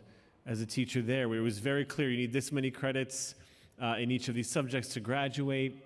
I think things were a lot more aligned in the DOE than they are with CUNY, obviously, but that was one of the reasons it was so shocking to me. And so when CUNY testified that part of their work is faculty education, what are your thoughts on that? Yeah, first of all, I give CUNY a lot of credit for recognizing the problem, and that survey that was conducted by CUNY faculty themselves revealed just how little faculty really know about transfer at CUNY. What I would say there is I think it's really important to note that CUNY is taking some steps right now to start to address this, developing a fellowship program for faculty to become more expert in transfer. That's absolutely the right idea, but right now we're talking about a handful of those fellows across 25 colleges and nearly 200,000 students. So what I would say is that the approach is, first of all, acknowledging the problem. The approach is, I think, the right one. We recommend creating a transfer academy. I think you did hear in that previous panel support for the idea. I think what was going unsaid there is there just aren't sufficient resources right now to be able to do what I think is needed at scale, to go from what's the right idea, a small cohort of CUNY faculty fellows, to something that is embedded at every single college. Right. Do you think, how does CUNY fare compared to other universities or college systems when it comes to transfer students? Yeah, this is actually an area where I'd say, in a sense, there is some good news. The good news is not particularly good for any of us in the United States, which is that this is truly a major problem at public university systems across the country. I would actually say that CUNY fares no worse than some and better than others. The reality, though, is that CUNY has made this a priority, which not every system has done, just in the last couple of years, building transfer into CUNY's strategic roadmap going forward. So I'm actually optimistic about how CUNY's viewing the transfer problem compared to previous, years and decades. But CUNY is certainly not alone nationally in how difficult this problem has been to solve. Wow. And do you, listening to testimony today, thinking about what you know about CUNY's systems, are there other ways to alter them to better address the problem that you identified in your report on transfer students? Yeah, I think there's a couple thoughts there. One is I do think that that big idea of this CUNY Transfer Accelerator, which I'm proposing would be an investment of city dollars in operationalizing what CUNY's already done. It's important to note there that the initial work that really started this process with the Articulation of Credit Transfer project, it started with grants from philanthropic foundations. Those foundations took kind of the risk of trying to figure out with CUNY's faculty and administrative expertise, what's the problem here and how do we solve it? And I think the good news is that that program has been really successful. Where it's been implemented, like at Lehman College, we've seen the share of credits that are actually accepted by the receiving institution, Lehman in that case, from Ostos Community College, increase from about 50% to over 70%. So there's some things working there. I think the problem is that that was a grant that is expired. And while there's a little bit of additional money to kind of keep it going, I think the part that you weren't hearing, I think, from that first panel was there's very few resources in place to even can sustain what CUNY's been doing since 2020, let alone to do the full scale of implementation across the entire system that I think everybody up there agrees is what's needed. So that would be my concern right now, is that without the city kind of stepping up and saying, this is a priority for the city of New York, and here are the dollars to specifically allocate toward operationalizing these initiatives, that we're going to continue to see the benefits at the schools that have already benefited from that pilot program, but it'll be challenging to get that implementation to happen across the whole system. Yeah, I would propose that perhaps the reason it was so successful was because you named 2 Bronx colleges, and things are always great in the Bronx. Bronx is doing a lot of things right. We Chair. do a lot of things right. You know, one of, I think, the successful arguments financially for a program like ACE and ASAP is actually the financial benefit from the program. There have been a number of studies which have shown incredible return on investment for every dollar invested in ACE and ASAP. Absolutely true. And for programs like a transfer accelerator, do similar metrics exist? You know, great question. Well, first of all, I would say not quite at the level of, you know, the rigor behind, for instance, you know, ACE and ASAP. I mean, ASAP in particular, which has just become this leading national model, has been studied extensively. But I think a lot of the same kind of rationales are in place. So the starting point for our research, and it kind of answers the question from Councilmember Brewer, but you know, the median CUNY graduate who earns a bachelor's degree is earning almost $69,000 a year. You know, by comparison, somebody with just an associate's degree, $53,000. You know, no college degree, $38,000. So part of what I would look at in terms of the outcomes is if the program succeeds in significantly boosting the number of transfer students who actually achieve that goal of a 4-year degree, the benefits for them in terms of a lifetime of additional earnings are significant, you know, on the order of about $1.7 million across a lifetime of work. So if you try to kind of understand the cost-benefit analysis there, I think there's very similarly persuasive data. What's still emerging is really understanding the benefits of all of those specific interventions, including the T-Rex Explorer tool and embedding it earlier. And, you know, CUNY has obviously stated the intention to follow up on how that's working and be able to build the evidence base there. But in terms of the case for how important it is for New Yorkers and for New York City's economy to help more students who aspire to a bachelor's degree to actually achieve one, the data there I think is very strong.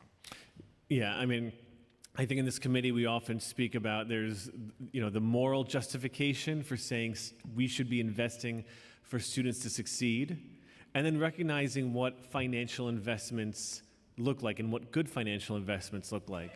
And again, this council, for this council, CUNY is a huge priority, and that's why we are fighting very hard against so many of the cuts that this administration has proposed.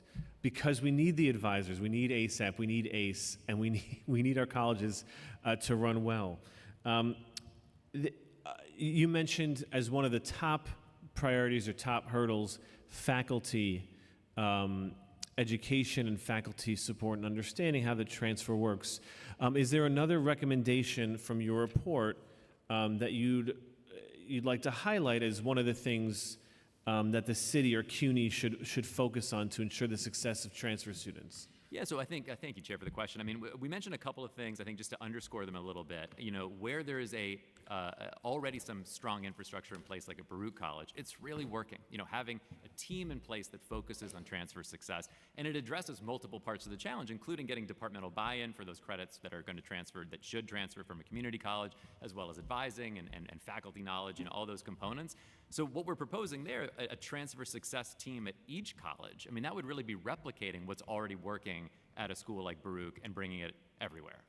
That would include the kind of transfer affinity group model that started in certain places. That would expand it. That would include, you know, the peer mentorship program that Dr. Alvaro mentioned. So that's one. I think the second is the Transfer Academy idea in a larger sense is about creating an infrastructure to train faculty and administrators to become knowledgeable advocates for better transfer pathways. So that's something that's, I think, very doable with only a modest kind of additional investment. Obviously, that has to be allocated specifically for that purpose. But to do that, I think CUNY already has the transfer experts in-house. The problem is that there isn't a program in place that will say, we're going to train department chairs from every single college to do this. We're going to find a kind of a group of transfer champions at each college that are going to receive hands-on training and guidance and support to become those advocates within their own department. So to do that at the scale of CUNY would require more than what CUNY's doing today. They've started that process, but it can't just be sort of a handful of fellows. Even as impressive as that initiative is, it's got to be something bigger, and for that we're proposing the idea of a transfer academy. And you recommend it as sort of a different, like a transfer accelerator program as a sort of different program, or do you see this being more embedded as part of a program like ACE or ASAP? Yeah, great question. I see it as being embedded. I think the transfer accelerator idea is really about mobilizing city resources behind a handful of key programs that are really working. To say, we know that the T-Rex tool is working, but the challenge now, as you heard on that first panel, is to make sure that every student is experiencing the power of that tool from day one. And that means, I would say it starts with more advisors. You know, the ratios are just unacceptably high, and it's part of the reason why a program like ASAP is as effective as it is. But I would say going beyond that, what we're proposing there is really an investment in operationalizing and scaling up those key initiatives that are already working. They're just at a super small scale. You know, they started with that pilot funding from philanthropy. CUNY has obviously indicated their desire to keep them going, but I have concerns, you know, with the budget cuts that CUNY is facing right now, a million different kind of competing priorities. I think it's going to be really difficult to keep that work going, and philanthropic support is not renewing at the level that funded the project initially in 2020. So there's a challenge there. Now, CUNY's demonstrated its commitment to doing this. So I have confidence that they're going to, you know, they talk about the goals by December, that we're going to see those, you know, realized. But there's more that's going to be needed to make sure, even beyond the kind of, you know, agreements around articulation of credits, to make sure that all of these initiatives exist equally at every college. And that's where we think the Transfer Accelerator could be an organizing principle for getting resources where they're needed, where they're actually having an impact, and to make sure that every college that's doing something right shares those learnings with the other colleges and are held to account to make sure that they're embedding and institutionalizing these new tools and procedures that are working. And has the Center for Urban Future given thought to or have an opinion on the use of AI and chatbots to either help figure out how courses are aligned or to help students interact with advisement? Yes, absolutely. So we've given some thought to this and had some conversations about this. I'm encouraged. I think there's a lot of potential here. I mean, CUNY is doing some important work in this space. I think I did hear on the previous panel, though, the sort of expression that candidly maybe CUNY feels a little behind, you know?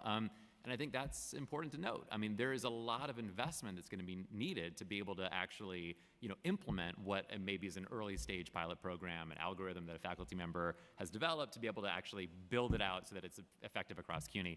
That's a huge opportunity, but it's not cheap. You know, it comes with real costs in terms of people, the time that people have to take to invest in these kinds of initiatives, the resources, you know, technological and otherwise. So I'm incredibly encouraged to hear that CUNY is making progress there. I've seen other examples at CUNY and elsewhere of AI-powered tools that are actually delivering results that are well beyond what kind of previous generations of those same tools, like nudges that you heard about before. You know, there was you may know this well, Chair, it's like the idea of the effectiveness of those nudge tools in the area of just text messaging. It had a moment, it then kind of faded. And I think the perception from a lot of researchers was it works, but it's a marginal change. New tools, I mean emerging tools that are AI powered, we're talking about orders of magnitude better results. Now that we haven't seen that sustained at scale, you know, over time, but I'm optimistic, and that's a major opportunity. But what I heard loud and clearly is that CUNY is going to need additional investment and focused attention to make sure that those innovations are implemented. I want to thank you so much for your report, for your time, and for your expertise Thank you, Chair. on this really critical matter. Thank you. Thank you so much.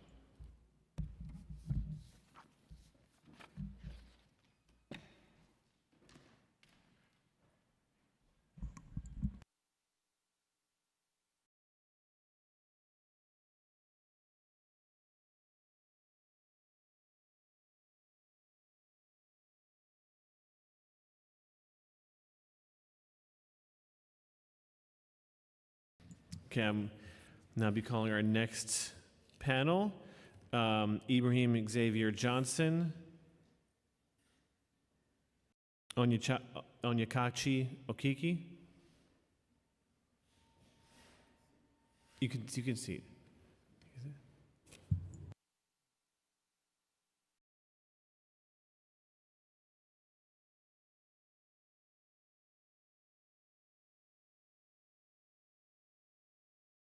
Onyekachi Okeke.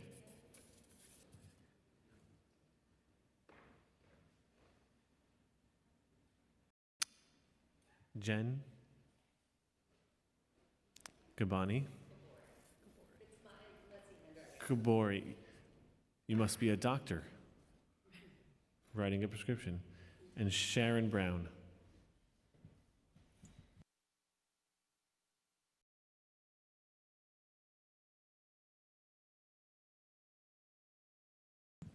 Before testimony, please state your name for the record. We'll go from right to left.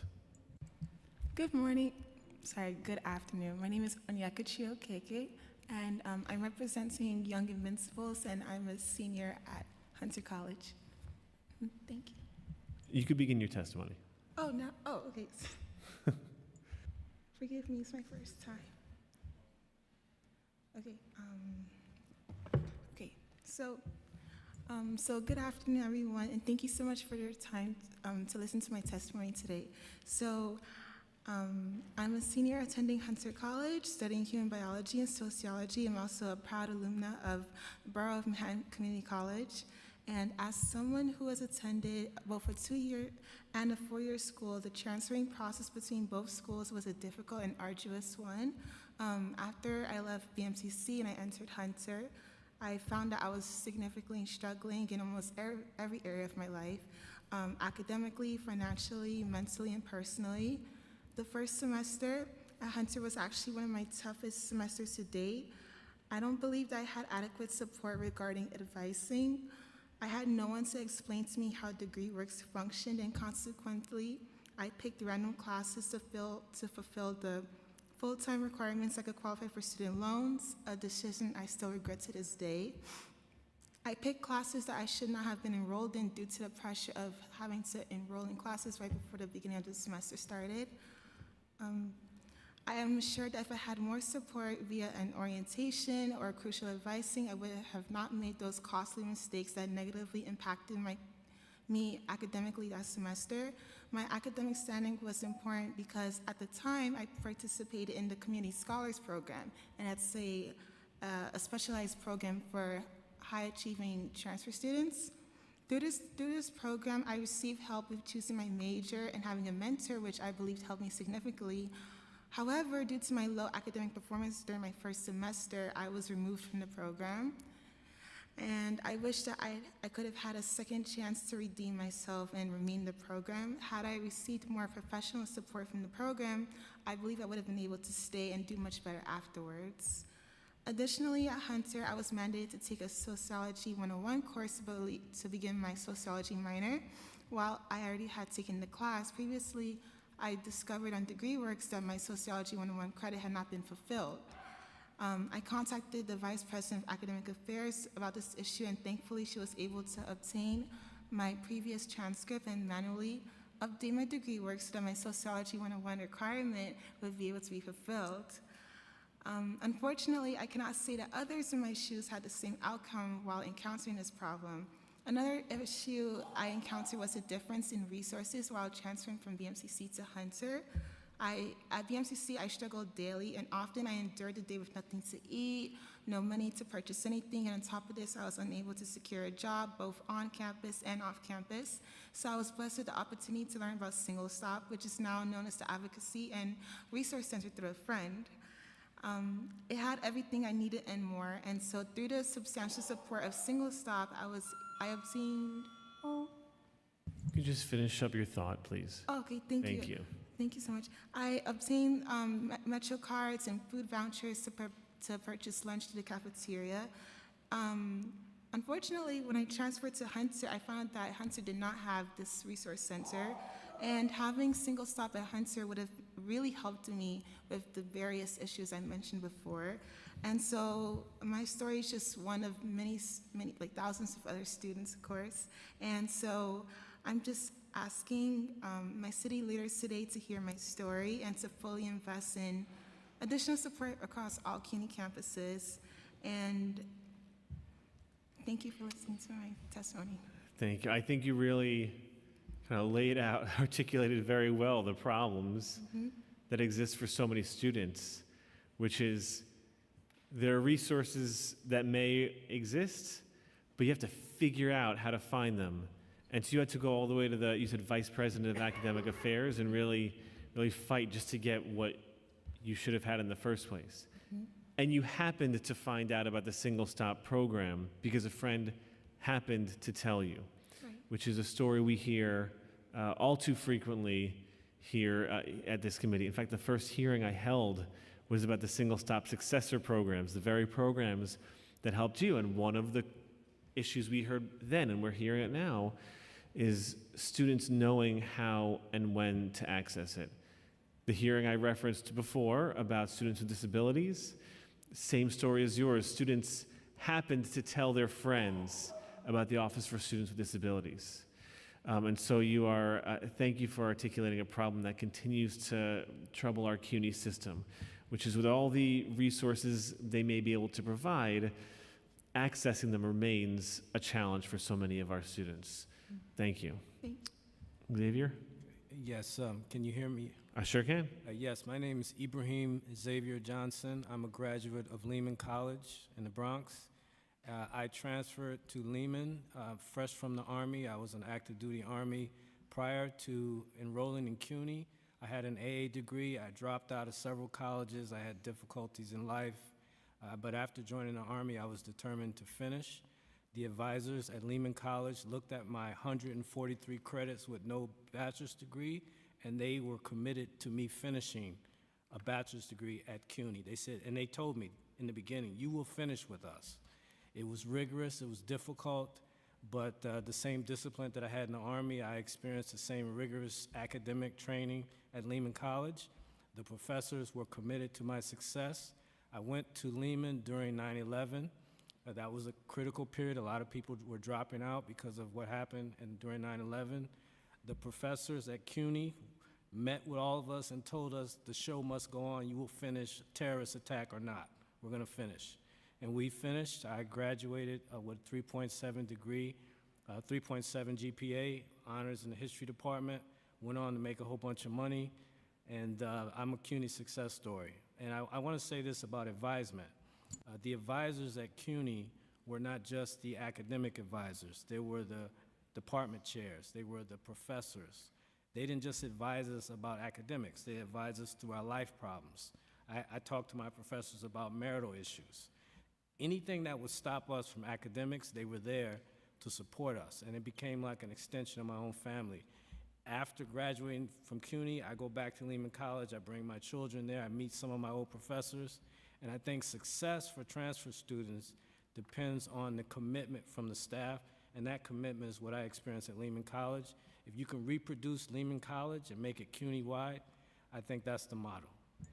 Thank you for sharing your story. Really, really uplifting to hear the success stories, especially from Lehman College, which is in my council district in the Bronx.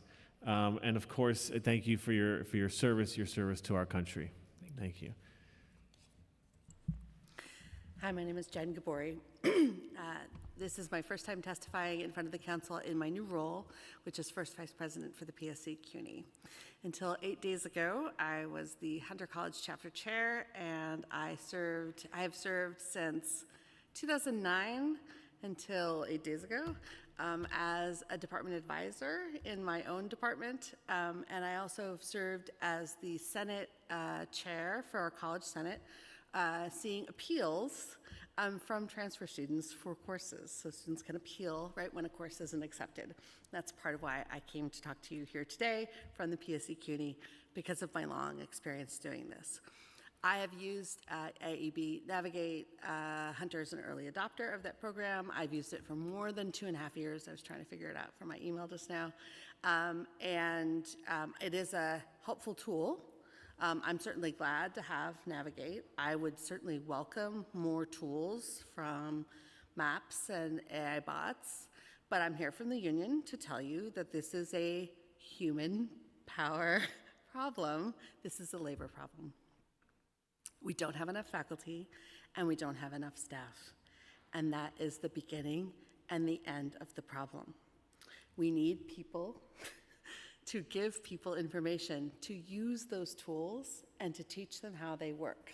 I like Navigate because I can text students and say, why aren't you in my office? But then they have to have an office to come to.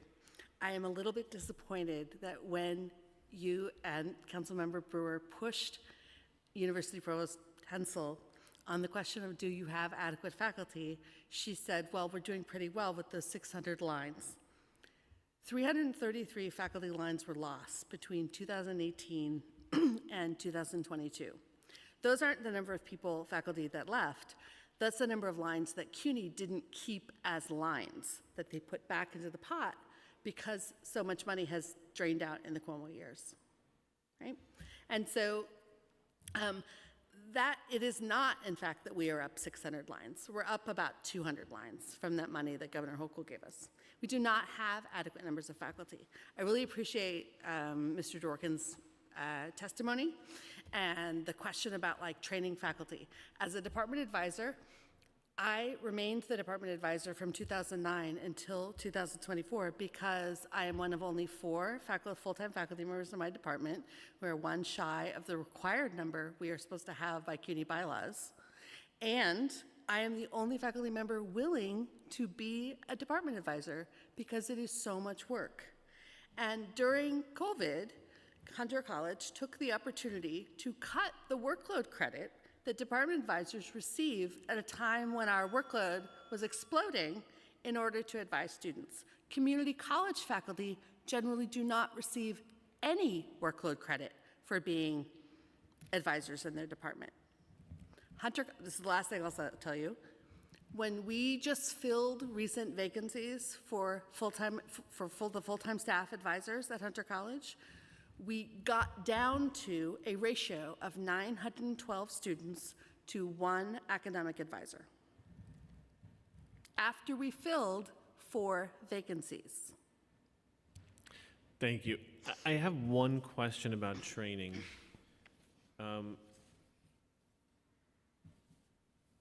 We kept hearing from Mrs. Dvorkin, we heard from CUNY about training faculty to understand and engage in the transfer process.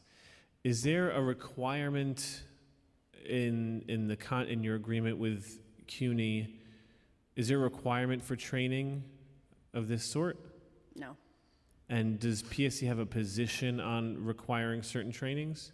The PSC would like to see workload credit given to faculty who do labor that is above and beyond what the courses, the heavy course load that we have. Among the different reasons that faculty and staff leave CUNY is because of our incredibly high workload, especially compared to our public, not our private peers, our public peers. So like when I tell you that like community college faculty are not given any workload credit to be a department advisor, so they're teaching a heavy load, like more than their peers, and then they are just asked to be advisors. And they may receive training, but they don't necessarily receive training. And it is entirely a kind of ad hoc process. And I'm really glad to hear that like there are really, I think I'm a good advisor. I'm really glad to hear there are advisors at Lehman College. Which is very clearly, by the way, not in the job description to, it's one of the incredible things about educators, right? It's not in the job description to care so deeply and to push so hard, and yet they do.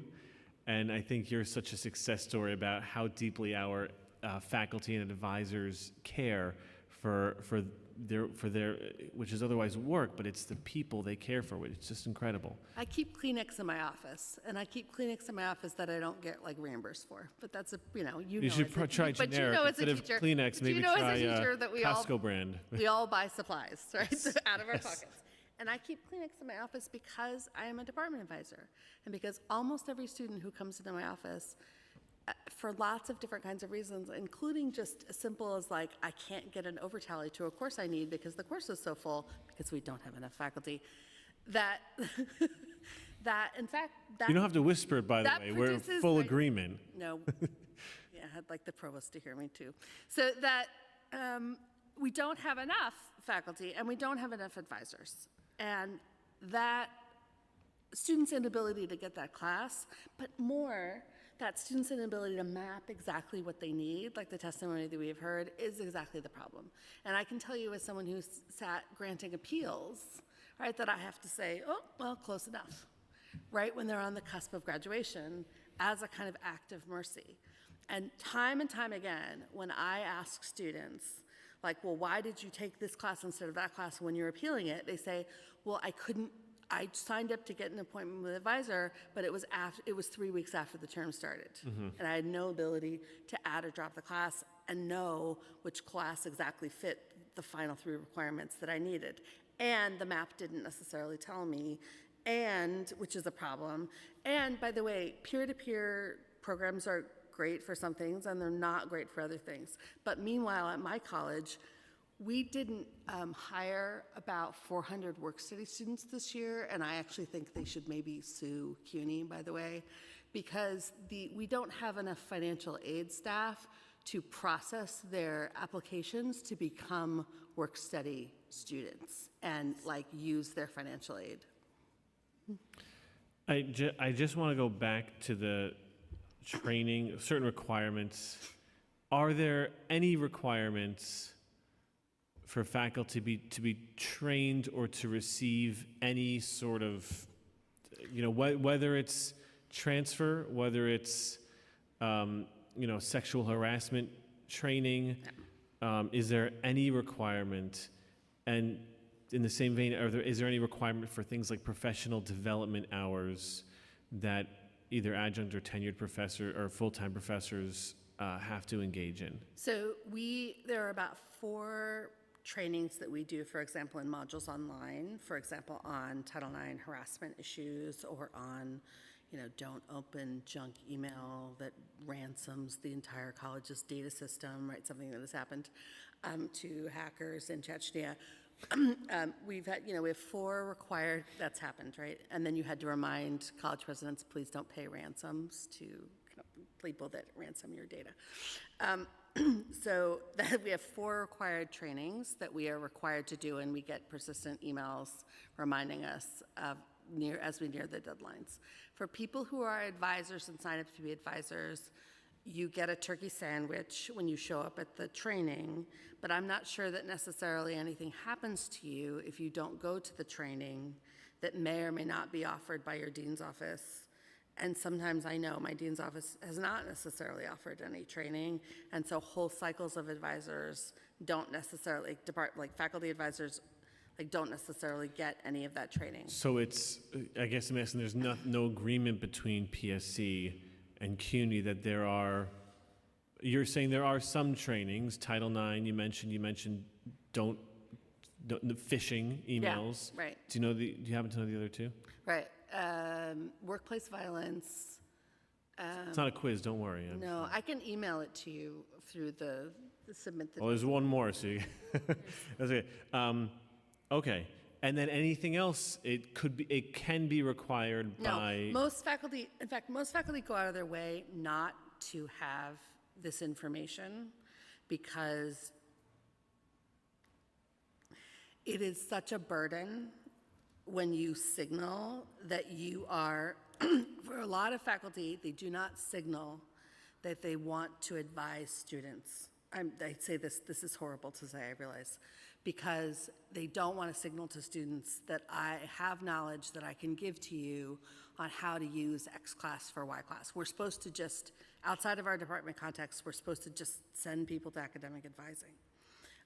But also, there are handfuls of people who have spent a lot of time basically acquiring the kind of knowledge that some faculty have and that some of the professional advisors have. But those are handfuls of us that have done that. And it's not systematic.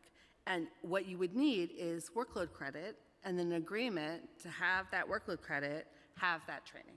And then my last question, is there any requirement or request that faculty upload or post online their syllabi curriculum? Absolutely, faculty, departments and programs absolutely require faculty to post. That is part of assessment and part of our accreditation. Okay. I want to thank you for your testimony. And lastly, we have Ms. Sharon Brown. Hello, I'm Sharon Brown. Hello, committee counsel and Eric Dinowitz, higher education. Congratulations on Israel getting back the hostages, the 4 hostages. Okay, this is transfer students and how to help them. So the CUNY higher education, SUNY and all of that, CUNY.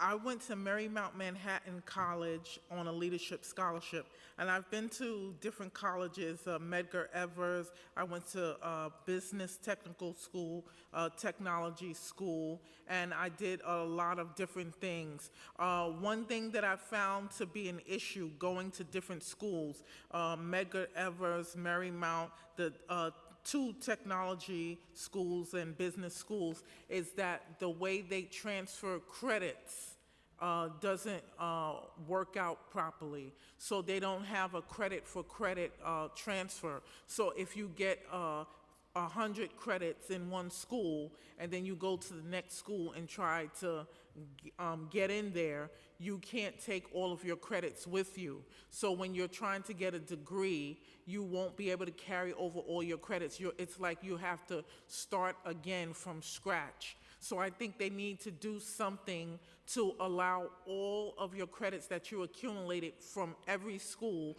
to work towards your degree, or that's going to be a problem for people wanting to be transfer students, and they might leave and not go to another school, just leave the CUNY system altogether because of the fact that they want to have their credits count. Because once you go to another school and you transfer there, they don't take all the credits. So what do you do with those credits? They're just hanging in a balance. I guess you can go back to school and try to fulfill something else, but how can we find a way to make those credits all count? So they might take 50 credits and you have 100 credits. And when you try to get a degree at another school, you have to do 50 more credits, and you have just 50 credits from, let's say, Marymount. I'll have 50 credits there that don't count for anything and have to take the same classes over and over again at the new school. So that's something that transfer students are going to face. I was in a leadership scholarship program for political science major and law. What I found is they don't really tell you how to go about funding everything in your scholarship situation. You can do a full ride scholarship, you can do partial scholarship. I think they should make it more known about the funding, that there's other grants and things out there. You can have more than one scholarship at the same time. Thank Pell you. grant. You just finish up your last thought, please. I appreciate it. Thank you. And I also think that for transfer students or any student, we need to bring prayer back in school, Bibles, Judaism, and Christianity, and anti-Semitism needs to get out. And a lot of students that are coming from liberal arts schools who dealt with the situations that's happening with Palestine and Israel in the schools, they may be leaving schools and they're going to have to be transfer students and deal with the situation. They need an atmosphere that's conducive to this country. We are Judeo-Christian and we need Judaism and Christianity in our schools. Thank you so much for your testimony. I'd like to thank this panel for their testimony today. That concludes our in-person portion of our public testimony. We will now move to remote testimony. If you are testifying remotely, once your name is called, a member of our staff will unmute you, and you may begin once the Sergeant at Arms sets the clock and cues you. Jared Martino, you may begin once you are unmuted and the Sergeant cues you. You may begin. Hello, everyone. Thank you for joining us. My name is Jared Martino, and I'm a graduate student in the Higher Education Administration at SUNY Stony Brook University and the Coordinator of Activities and Engagement at Vaughn College of Aeronautics and Technology. I want to thank everyone from the New York City Council, especially the Committee on Higher Education, for the opportunity to testify at today's hearing. I am here to share my thoughts and experiences on the CUNY transfer process on behalf of myself and as a New York Youth Advisory Board member at the Young Invincibles. I began my collegiate journey in 2016 as a SUNY student, and by the end of the fall semester in 2018, I had begun my transfer process into the CUNY system. From the beginning of my collegiate career in the SUNY system, I felt comforted and capable due to the wealth of resources available and clear understanding of what my degree progression would look like. While I recognize that the transfer process itself comes with many challenges, There are considerable opportunities for CUNY to improve this process and increase transfer student retention and persistence. Upon my experience at CUNY, I struggled with a lack of outreach to transfer students, and a number of fellow transfer students I met confirmed that they shared this experience. Anecdotally, the most successful transfer students I noticed in my time were CUNY associate to CUNY bachelor transfer students who had already networked with current CUNY students and were able to learn more about the upcoming challenges they were to face from peers. My own transfer acclimation process was based on applying the new student experience I had recently had at SUNY and challenging the limits of a Google search. Then I faced the largest challenge, the academic credit approval process. The time it took to have my credits evaluated by CUNY City College was significant, and it took weeks before I had concrete knowledge of what I had received credit for. Ultimately, a majority of my courses I had taken from SUNY were only accepted as elective credits, despite being for the same major and nonsensically covered a diverse range of course levels. Much of my time was spent retaking intro-level courses that were identical to content in intro-level courses that I took at SUNY, leaving me without the opportunity to apply my knowledge and expand my studies in higher-level courses and electives. Since graduating from CUNY, I spent a year supporting first-generation college students towards their degree aspirations. I supported many students who elected to transfer into the CUNY system, all facing considerable challenges in a lack of communication, a lack of understanding of the entry process, and a lack of collegiate cultural capital.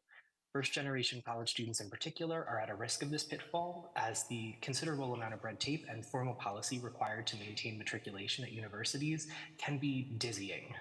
The CUNY transfer process has struggled to bridge the gap between where aspiring college students are and where they need to be to succeed. We often consider the transfer process as a leftover, treating these students as an afterthought whose educational aspirations motivate them to succeed regardless of any challenge.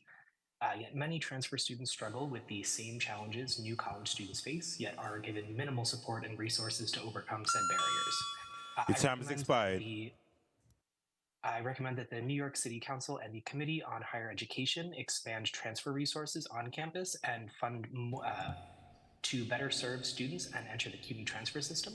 I also recommend that CUNY systems model transfer resources more heavily through programs like the HCAP Transfer Pipeline Program at Hunter College, which supports Asian American first semester transfer students with direct peer mentorship and community development events to ease the collegiate transfer process. These direct peer mentor programs and the community development events are integral in developing lasting impacts on student retention. Thank you so much for your testimony. John Verzani has signed up to testify and is not on the Zoom. John Verzani, if you are online or in person, please raise your hand. Thank you. If there's anyone present in the room or on Zoom that hasn't had the opportunity to testify, please raise your hand. Seeing no one else, I would like to note that written testimony, which will be reviewed in full by the committee staff, may be submitted to the record up to 72 hours after the close of this hearing by emailing it to testimony@council.nyc.gov. We have concluded public testimony for this hearing. I would like to thank CUNY, Center for an Urban Future, everyone who testified for sharing your experiences with transferring and transfer credits. Very clearly an area where there's a lot of growth needed and a lot of work to be done, but also a lot of steps being taken to ensure our transfer students are getting the support they need and the support they deserve. This hearing is adjourned. Thank you.